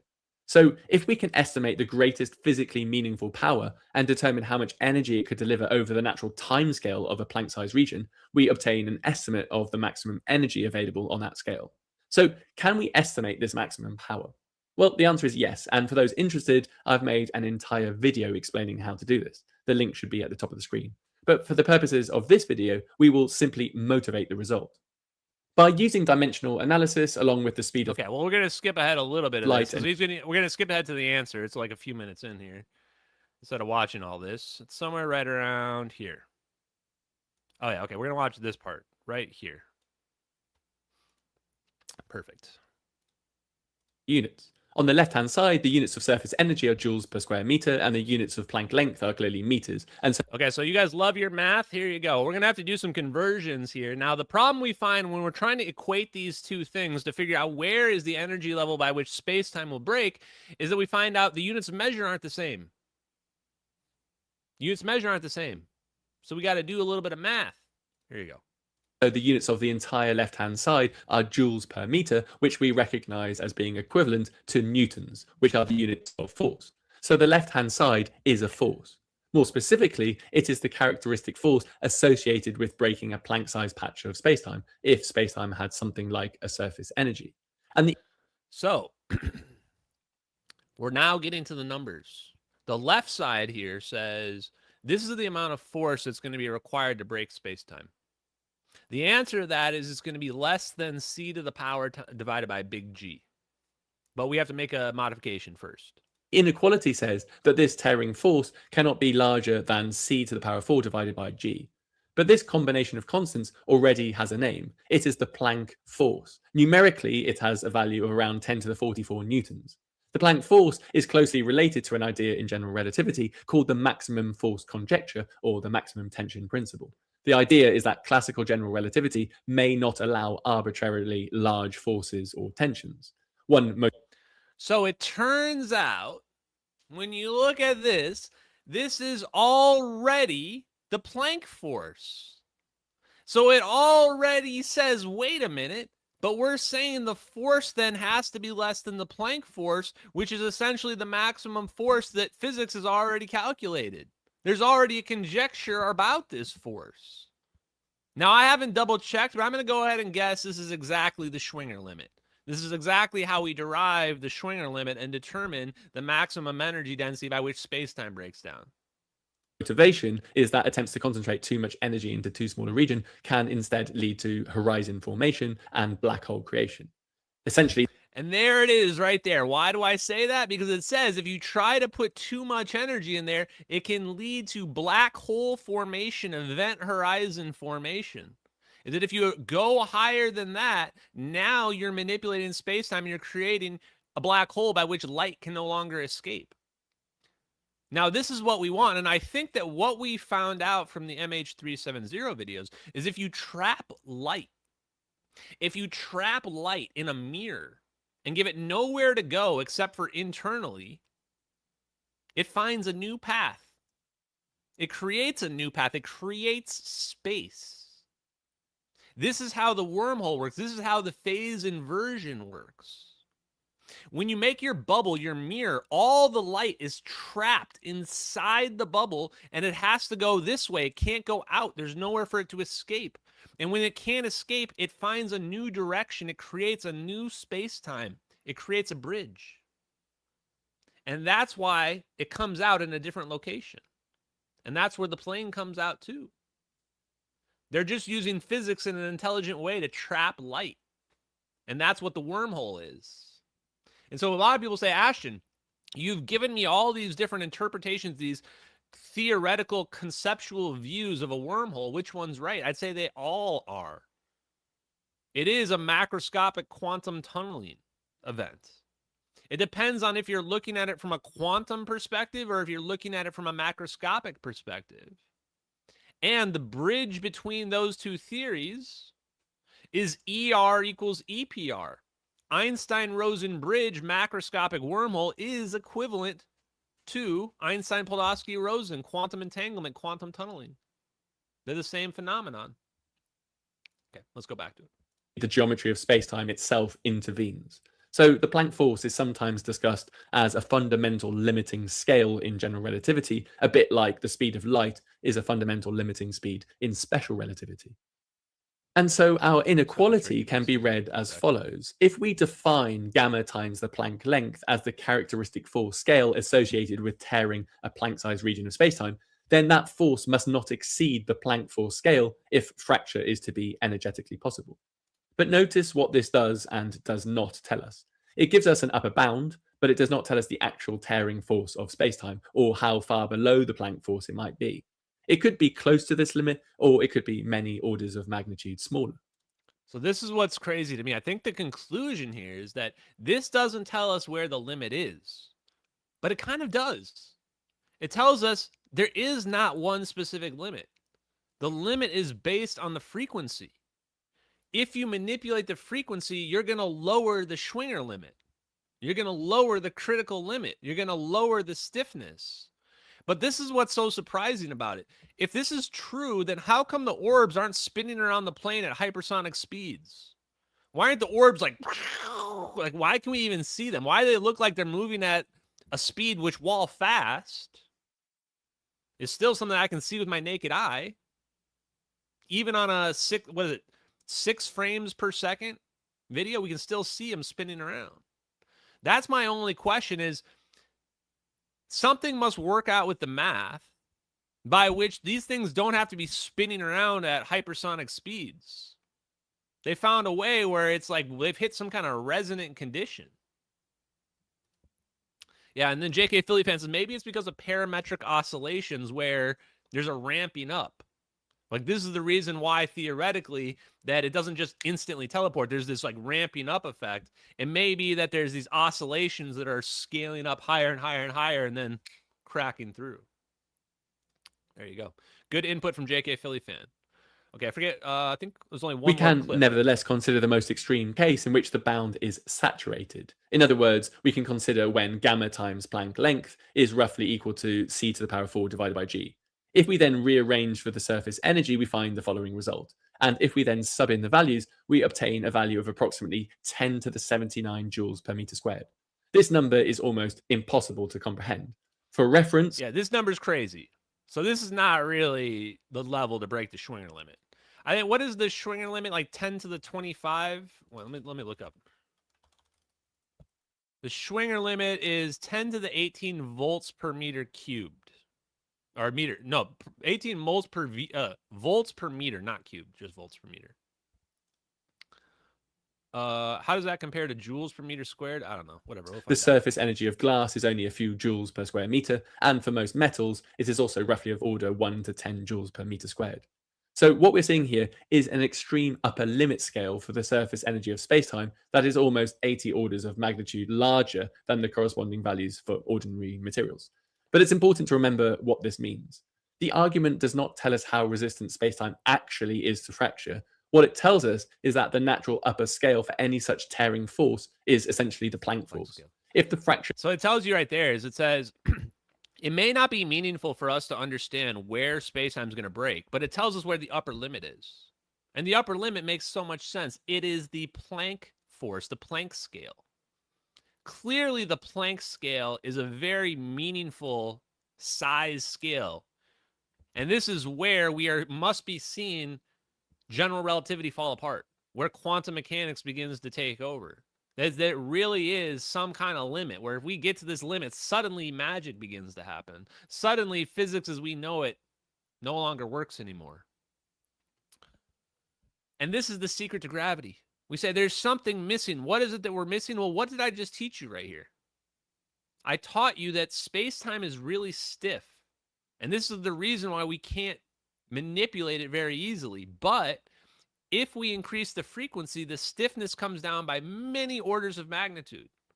18 orders of magnitude, according to Gary Stevenson, just by increasing our frequency going up to, I think it's gigahertz frequencies. So by changing the frequency, going up from LIGO, we significantly change the stiffness of space-time. We significantly bring down the Schwinger limit. Okay. Let's skip ahead to the last clip, 43 minutes, somewhere around here. Let's go here. Natural length to use is the Planck length. In other words, if we take the effective Young's modulus and multiply by the Planck length, we obtain a comparable energy per area scale. And we can then ask at what frequency this becomes comparable with the surface energy scale. Now, if you recall, we found earlier that the effective Young's modulus takes the following form. So let's now sub this into our new relation, and then when we do this, we find the following expression. So here we go. We got our Young's modulus, our stiffness of spacetime. There's our equation with our frequency guy in here. And now on the right, I don't know, we took some other Young's modulus, and now we're going to calculate it, and we're going to figure out, okay, what does this mean? So now we can finally ask our question. What is the frequency at which the two scales become comparable? To answer this question, we simply rearrange for frequency, and we find that it scales as the square root of gamma times g divided by c squared L. And then if we take the expression for the surface energy that we derived earlier and sub this in, we get the following expression. And then if we simplify, we end up with c over Lp. Now, if you recall, the Planck time was equal to Lp over c. And so we see that the frequency that naturally emerges is equal to 1 over the Planck time, which is none other than the Planck frequency. Okay, we're going to need to pull Annie in here. I don't know what just happened, but all the numbers just simplified. All the numbers simplified, and the Planck frequency came out. And it said the cutoff point is the Planck frequency, by which these two scales, the surface energy and the stiffness of space-time, correlate to one another. Which is of order 10 to the power 43 hertz. So if we ask when the Young's modulus scale from gravitational waves... Oh, so this is when the two scales change. So when we get our frequency up high enough, when the frequency gets up to 10 to the 43, that's where everything breaks down or something like that? Something like that. We'll pull Annie in a second, chat. Comparable with the surface energy scale from fractal mechanics, the answer is only when the disturbance frequency is comparable to the Planck frequency. Ordinary gravitational waves, such as those detected by LIGO, are nowhere close to this scale. So, okay, yeah, so that is what it means. So it means what I just said, which is that normal gravitational waves, 100 hertz, are nowhere near the scales where you're going to see space-time manipulation. Where are you going to see space-time manipulation? He's saying you're not going to see it till you start to get up to these really, really high frequencies. Now, obviously, we know there's other methods to bring it down even more than that. But this is also like what JK Philly fans saying in the chat. This is what Salvatore Pais has been saying over and over and over again. He says, look at the equations. They show a scaling with frequency. Look at that. That's the whole reason why we're doing the live stream tonight. I'm just going to grind this into your head. The stiffness of space-time goes down as frequency goes up. So maybe we should be messing around with high-frequency electromagnetic waves. Okay. Can space-time actually break? Well, the honest answer is that we don't know. General relativity does not describe space-time. So yes, space-time can break. And yes, we need high frequencies to pull it off. And no, LIGO's never going to do it. Okay, guys, one more video for you guys tonight. Hope you enjoyed that. Hope you got your science in. Where's our portal video, chat? Where's my portal boy at? Wait.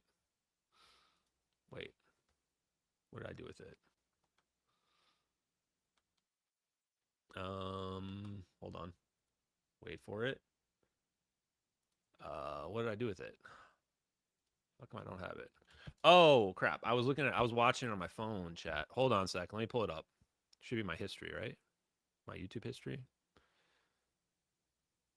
Oh, here it is. Okay. Spherical portals, chat. If you have not been checking this guy out, this is definitely one you're going to want to watch. We're only going to watch a little bit of it.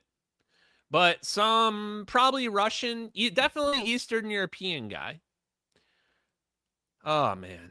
Optozorax. We're going to go with his name. Optozorax. This guy's been messing around with portals.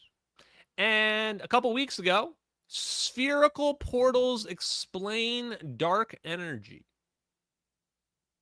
Well, this is relevant to our interests. We are all about trying to break space-time. So now that we've said we figured out how to break space-time, let's look at what it would look like if we do break space-time. Okay, we're only going to watch a couple clips. What do I got here for us? 7 minutes. Okay. Let's start somewhere around here. Larger in the other, just like we do actually. And everything here is black. Because so what this guy is doing, interestingly enough, this guy can make pocket dimensions by putting portals inside of other portals. And in addition to this, you can make the inside of your portal any size respective to the outside. Does this sound familiar? This is the exact claims of the UFO phenomenon. They say when you go inside the UFO, it's bigger on the inside than what it appears from the outside. And it turns out this is exactly explained by computer models that show real physics. Real physics. there is nothing else besides the object and us. Absolutely no access to the outside world. So what is this repeating space we've ended up with? Remember, in this video I showed that if you place a small semicircular portal inside a big semicircular one, you get a pocket dimension.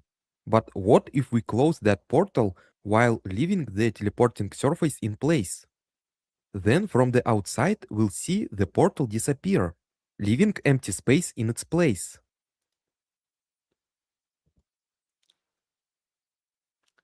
Did he just confirm the MH370 portal is exactly what would happen in real life? Yes, he did, chat. A spherical portal, viewed from the outside, will just look like it just disappears out of nowhere. Let me just repeat that. Let's go back. He did the model for a real 3D spherical portal. Get a pocket dimension. But what if we close that portal while leaving the teleporting surface in place? Then from the outside we'll see the portal disappear, leaving empty space in its place. And from the inside we'll see the window to the outside world close. But the boom, chat. Boom. There it is. We are looking at a real portal in the MH370 video. A spherical portal, maybe oblong, maybe ellipsoid, but you get the point. This is exactly what a real portal would look like. Now, the only difference is that they're not going to get trapped in a pocket dimension here. Why? Because it's not two portals, it's just one. So what's going to happen is that portal is going to reappear somewhere else. It's going to dissipate, and they're just going to be in a different location.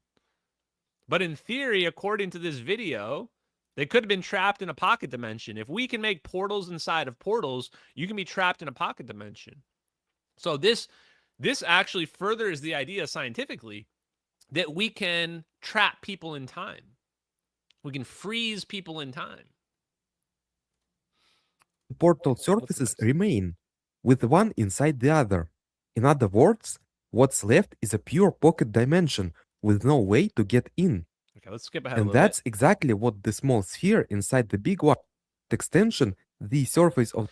Now, this is really weird.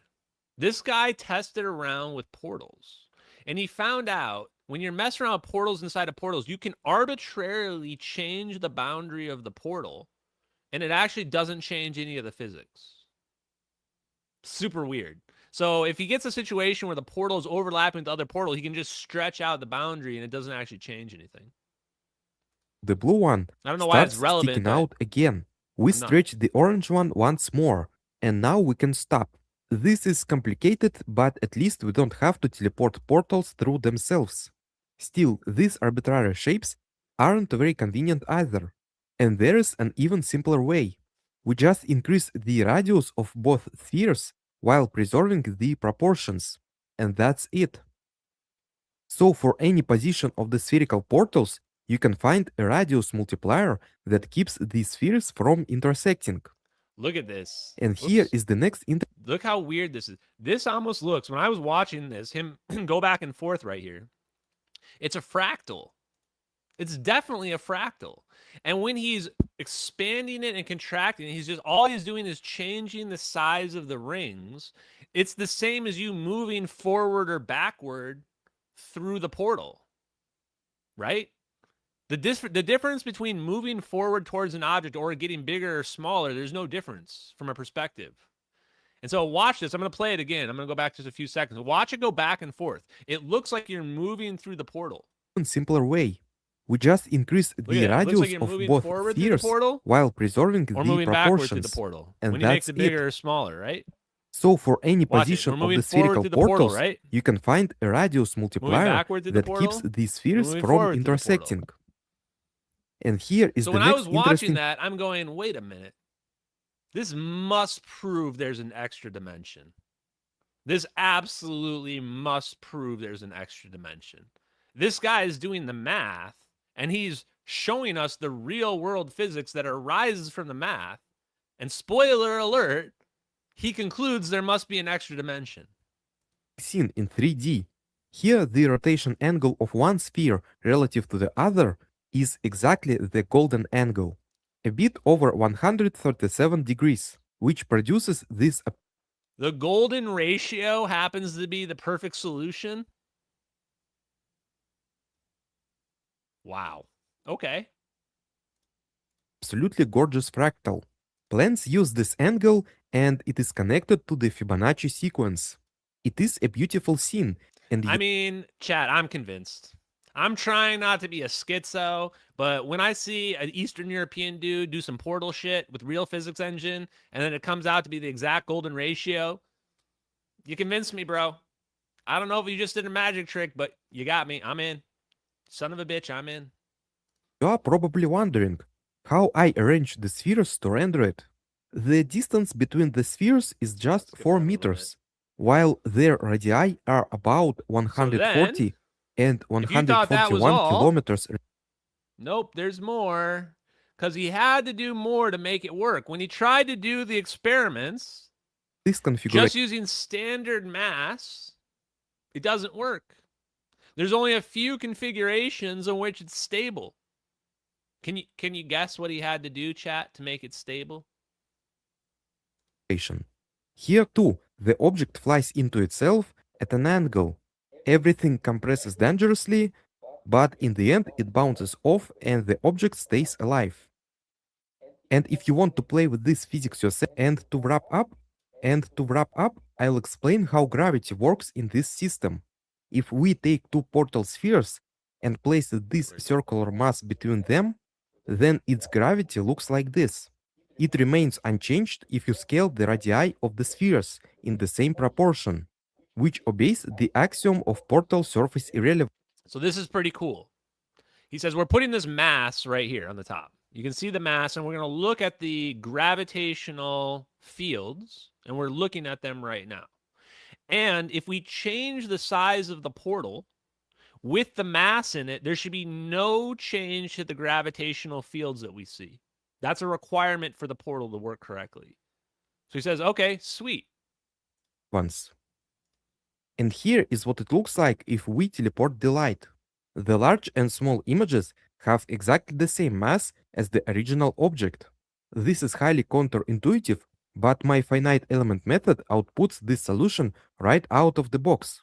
And I haven't found any contradictions in it yet.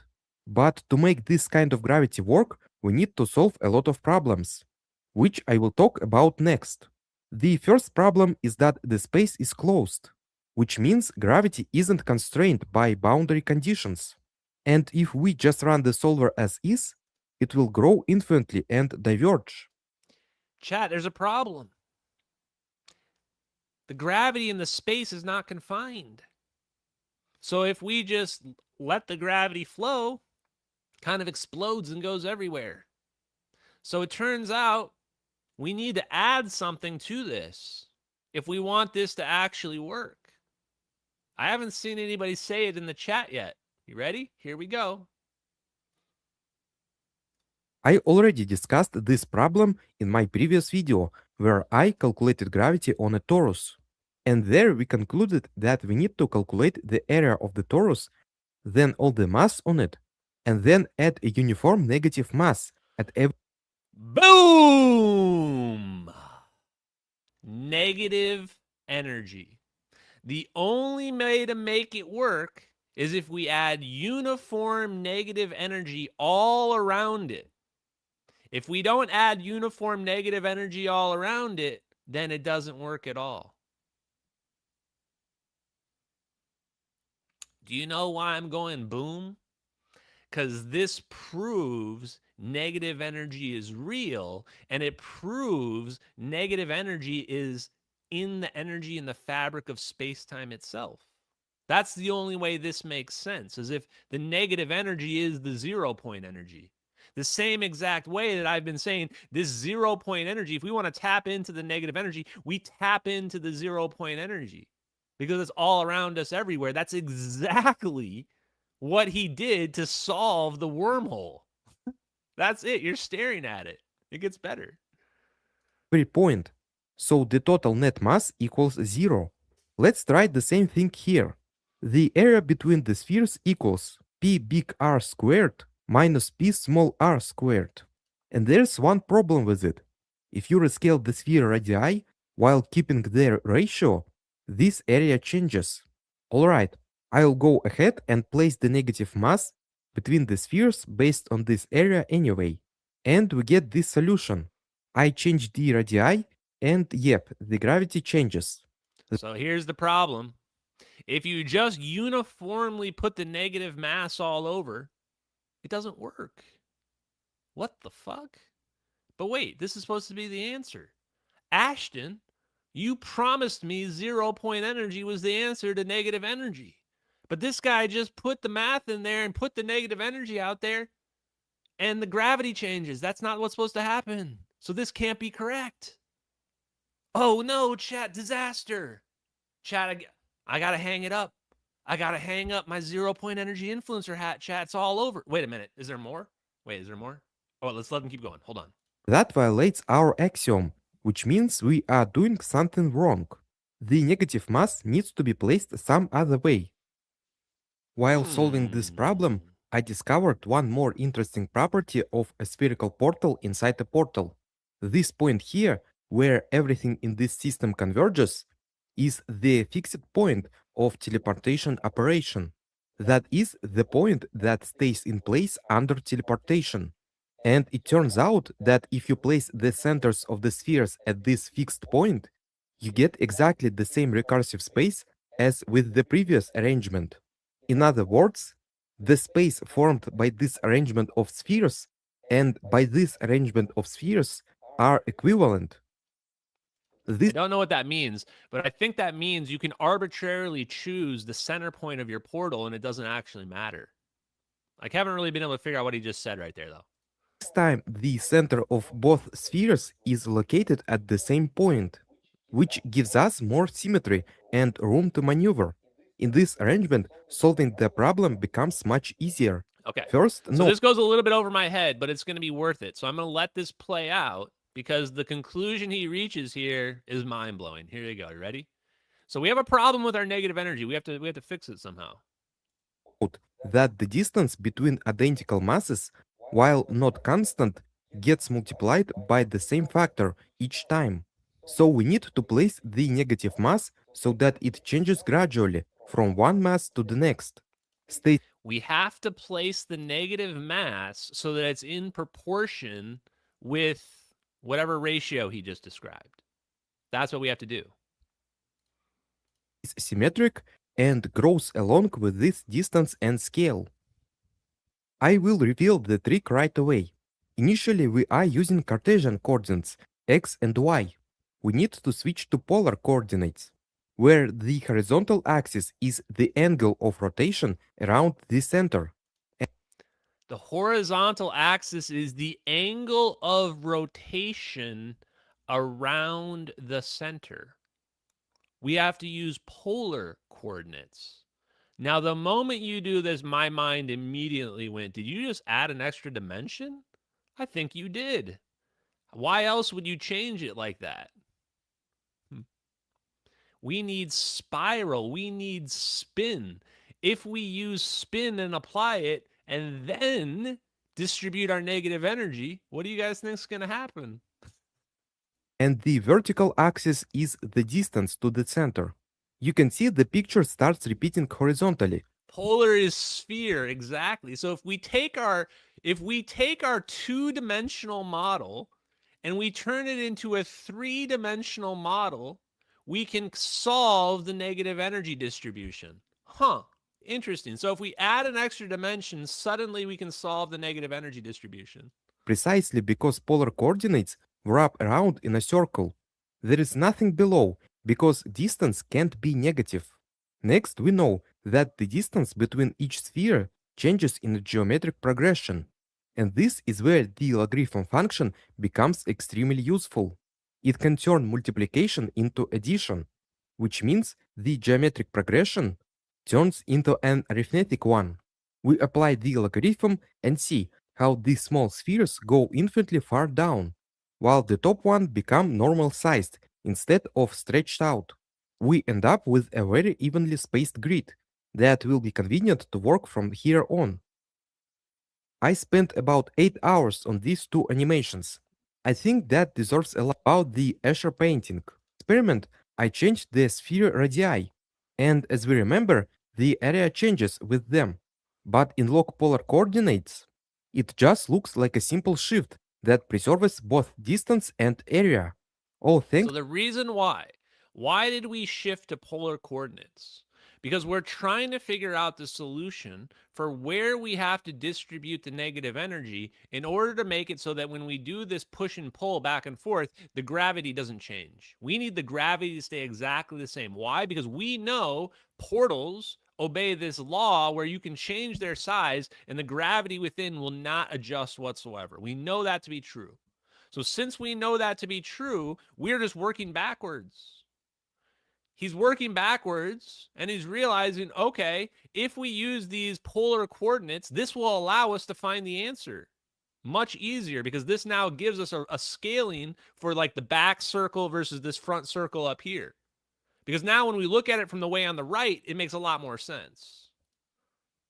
To that same and then all we have to do is we have to apply this equation and then this will tell us the math for how we apply the negative energy. That's what's going on here. Logarithm turning multiplication into addition. So if we lay out uniform negative mass in these coordinates, it will always be the same. So he's saying we lay out the uniform negative mass based on the polar coordinates, and then we apply the conversion of the polar coordinates back to our two-dimensional model, and then the distribution of negative energy solves itself. Watch. Regardless of the sphere's sizes, we place it uniformly here and then return to Cartesian coordinates. As for how this is implemented, every point gets an area density equal to 1 divided by the squared distance to the fixed point. And did you see that? So we realized if we put it in these polar coordinates, change the dimensionality of it, we can solve the problem, and then we just convert it back. And now we know how to distribute the negative energy all throughout our imaginary hypercylinder here. When we compute a triangle's area to decide how much mass to put on it, we have to multiply it by this density. After that, we run the gravity computation with the new negative mass. Okay, so there's our gravity. So let's figure out what happens, chat, when we change our size. The solution converges, and for different radii, it remains the same. Finally, gravity is solved now. By the way, look at the direction of gravity. It is directed as if it goes around other sources of mass. That looks pretty strange in Cartesian coordinates, but in log polar coordinates, Gravity just heads straight toward the mass. Isn't that weird? When you look at it from Cartesian coordinates, it looks like the gravity is going around the mass, but that's not what you'd expect. You'd expect the gravity to be going right at the mass. But when you look at it in polar coordinates, the gravity goes straight at the mass, just as you'd expect, which almost means that the polar coordinates are the real thing. That's the real physics. The Cartesian coordinates are an illusion. Oops. Now let's experiment a little. In the previous video, I showed the concept of self-force. That's when an object's own gravity pulls it somewhere because of how the space around it is curved. And there I showed that on a regular torus, there is no self-force. So, because of the size of your object and the distribution, objects are going to just begin to push themselves around because of this. But the torus, your donut, has no self-force, force-free condition. We know that. Sacred geometry, the torus. Why is the torus so important? Because it creates a null point. Let's skip ahead just a minute here. But here, the self-force pushes any body away from the fixed point. And if we run an actual simulation with an initially stationary body, you can see it trying to fly farther and farther from the center. Also, the self-force almost doesn't depend on the relative rotation of the portals. And you know what's crazy about this? This is exactly what David Froning was saying. You get free acceleration. The moment you go through the portal, you reduce your mass, you're getting free acceleration. This is what the guy is saying here, is when you do this math, these objects start accelerating on their own. This is dark energy. This is what dark energy is. This is how the universe expanded faster than the speed of light. The arrow still points away from the center. It turns out that in a space like this, everything will strive towards infinite separation and expansion. Under the last video, a lot of people commented that the self-force of certain portals looks a lot like dark energy. The self-force of portals looks a lot like dark energy. Happy birthday, Yoga with Denise. There you go. Happy birthday. There it is. Why? Because dark energy is 0-point energy. It was just renamed. Looks like dark energy, the people said. Makes me wonder if dark matter and dark energy are just some sort of interaction upon geometry of the universe that we haven't considered the nature of yet. Boom. Bazinga. What if dark matter is actually strings of self-force in our universe? And now, what did I say about the trampoline? What have I always said about free energy, guys? What have I always said? If we push down on this, we get free energy out of it. We get self-force. The combination 0-point energy, tapping 0-point energy produces thrust, because when you're breaking this equilibrium, you're getting a pull, you're getting a push effect, just like dark energy. Dark energy and the expansion of the universe. But this specific example of self-force looks the most like dark energy. Maybe we live on a surface of a 4-dimensional sphere, sitting in a space like this, constantly stretching and expanding. Yeah, exactly that. Maybe we live on the surface of a 4-dimensional sphere, constantly expanding and contracting. Maybe that's what our reality is. Maybe there's an extra dimension and we don't perceive it, and that's why there's this negative energy and negative mass, and why this guy's math and calculations work out perfectly when you distribute the negative energy using an extra dimensional model. Yeah, Yahtzee couldn't have asked for any more myself, guys. And with that, we're going to go to the super chats. We're going to wind down for tonight. I hope you guys have enjoyed the live stream. Breaking space-time. How we can manipulate space-time. How we can practically achieve the energy levels to manipulate space-time multiple sources, Salvatore Pais, Gary Stevenson, who helped upgrade our secret nuclear communications relay planes. Wow. And amazing visuals by, once again, shout out to my boy, some Eastern European guy named Optozorax. I'm going to be looking out for more of his videos. Great stuff. Okay, let's go to the super chats, guys. Pilled chat, thank you guys so much for hanging out with me. Sleuth for Truth, Methyl, appreciate you guys. Oh, Rumble chat. Hello, Rumble chat. Hello, SM Ash Boss, TF13. Haven't seen you in a while. Good Rex gifts the donation. $10 super chat says, Ashton, why aren't we using 0-point energy for everything instead of fossil fuels? Well, Good Rex, that's a great question. And the answer to that question is because we're not allowed to have this. Because the problem with this is that if any aspect of this technology comes out, it all comes out. The problem with this brainwashing is that they had to hide a whole avenue of physics. Everything that I taught you tonight about the stiffness of space-time, how to manipulate that stiffness of space-time, that is the physics that is related to all of this. Free energy, warp drives, portals, being able to produce energy from nothing, being able to produce a Star Trek replicator, to be able to reverse aging, to be able to manipulate time. All of this is connected to the same Pandora's box of physics. And therefore, if they let us have any of it, it will all become apparent. The moment you admit we can manipulate space-time and produce a directed energy beam that violates the cutoff of distance squared, now you have to admit, how is that possible? What's the physics that allows that to occur? That's why, thank you, Spin Velocity, this is felony physics. The reason why we're felony physics is because we're not allowed to have this technology. We have not been given enough trust to believe that we can not destroy ourselves with it. So that's the answer. And somebody else asked me, if we have these technologies, why are we not using it? Well, A, we are using it. We're just using it in extremely covert ways where people aren't finding out about it, aka the MH370 videos. We zapped an airplane out of the sky and somehow we got away with it, and we used this technology on it, and the videos leaked and we still got away with it. So they are using it. They're just not using it overtly. They're using it covertly. This is the kind of technology you don't break out for, to stop some kind of terrorist attack. You break this technology out only when you need to make sure China or Russia are not going to be allowed to get it.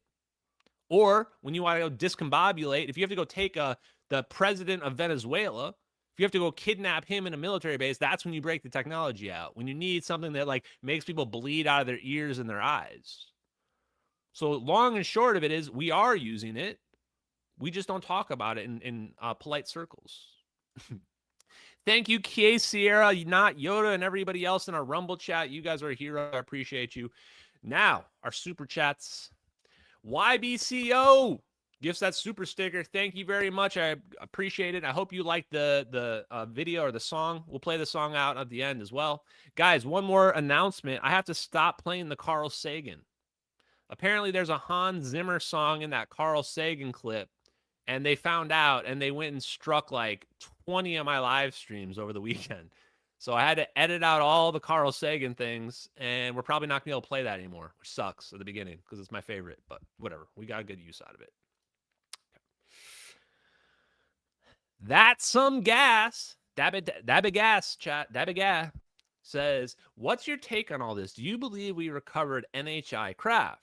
Ancient advanced technology, that we just cracked the science? I'm new to the channel. The answer is, I think it could be any of those things. My opinion is it's most likely that humans cracked it ourselves. Why? Because I don't see any aliens around, right? But it certainly could be that we, something crashed and we figured it out. You can make a strong argument that all technology is alien technology, that all the technology advancement we've had over the 100 years comes from some external source. How would we even know? How would we know? Look at how far we've advanced in the last 100 years. It seems impossible. So I do believe that we've had some help.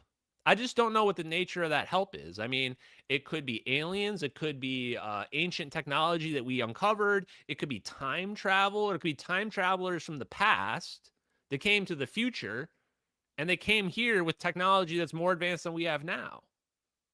It could even be that we're in a prison and there's an advanced AI that's like controlling this whole reality. Things can get really weird really quickly. What I tell people is prepare yourself for the craziest possible shit. I didn't think we were going to be able to teleport things, and apparently we can. So we should probably be preparing ourselves for the most crazy possibility. Forget little green men. Forget little wholesome Chungus ET guys. Little light beams. Forget that. Throw that out. You need to start thinking about super advanced hive intelligences and super advanced artificial intelligences. Biological intelligence might not even be the most common intelligence out there. So, good question. Thank you very much. That's some gas. Appreciate that super chat. Jaleel Robinson, thank you very much for that super sticker, my man.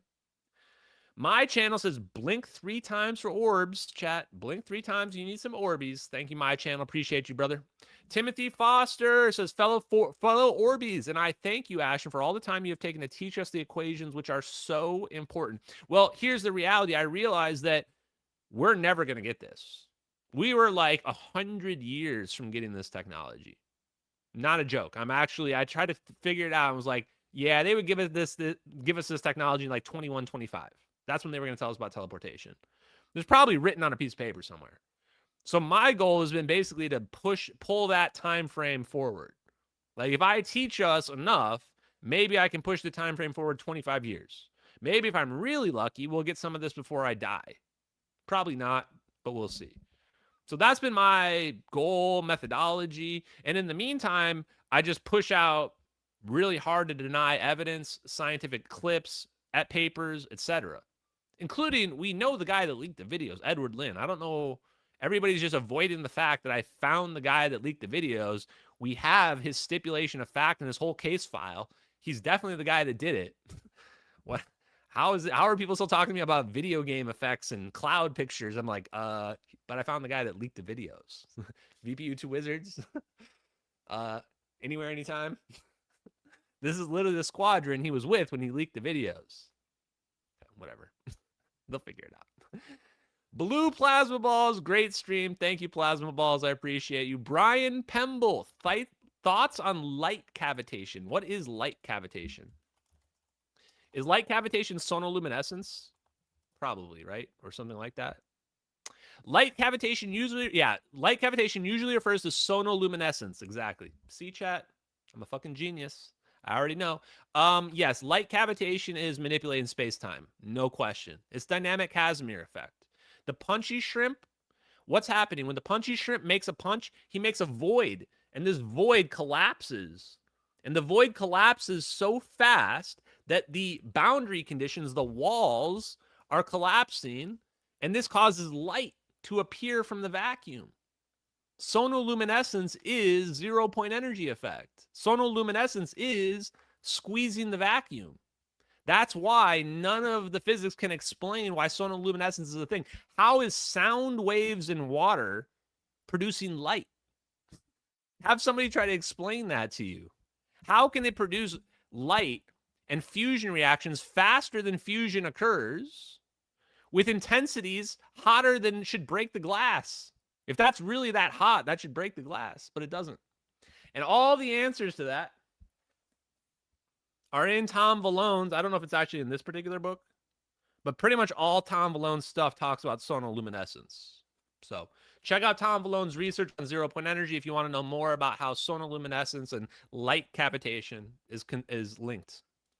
And then lastly, Boba says the speed of light equals 1 divided by the square root of the electric permittivity times the magnetic permeability. I didn't even read that. I just knew off the top of my head. Never forget it. Why? Because this is how you connect general relativity to electrodynamics, to electromagnetism.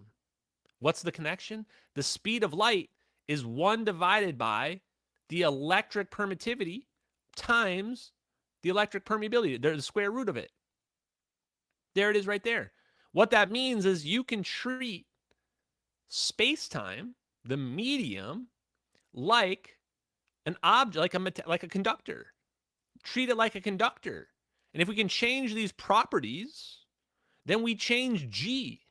then we change those equations. Then we bring down the Schwinger limit. So never forget this. We think of the speed of light as some constant. But the reality of the speed of light is based on the permittivity and permeability of the medium. And if we realize that the medium, the vacuum, space, is not empty, then we can change this property. That's huge. That's the basis for manipulating space-time. And then Bar T Welding, Matt Bartleson says, my favorite sports team, the VPU2 Wizards, chat. It's not Stolen Valor. I'm just a big-ass fan, chat.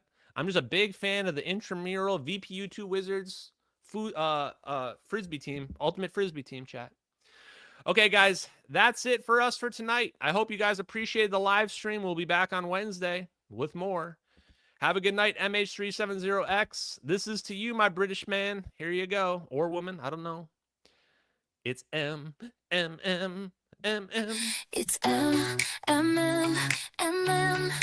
H370 until you do some research. Don't talk to me. I'm going to find the truth while I sip this martini. Your opinion, it means squat to me.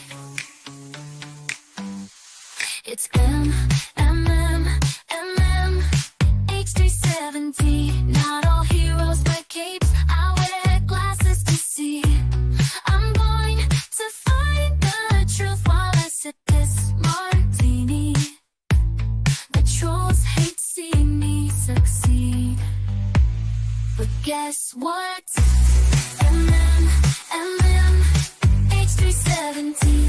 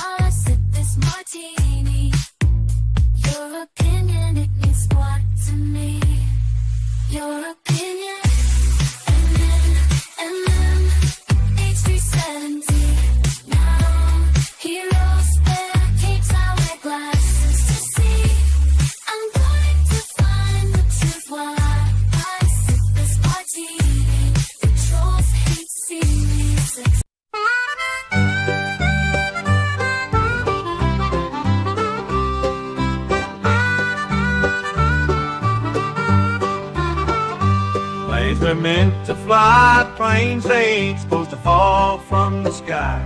But if they do, they'll leave behind more than a piece or two. Planes just be flying, I know you think I'm lying.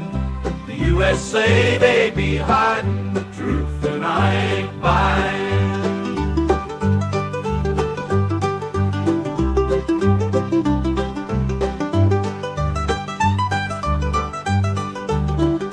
Planes they're meant to fly, planes they ain't supposed to fall from the sky. But if they do, they'll leave behind more than a piece or two.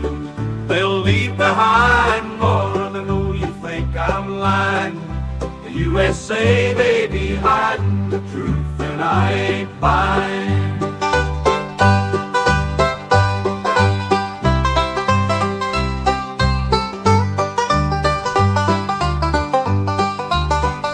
Planes they're meant to fly, planes they ain't supposed to fall from the sky. But if they do, they'll leave behind more than a piece or two. Planes just be flying, I know you think I'm lying.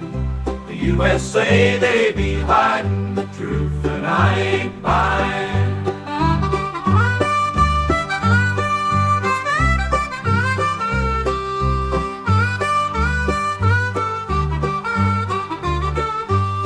They'll leave behind more than a piece or two.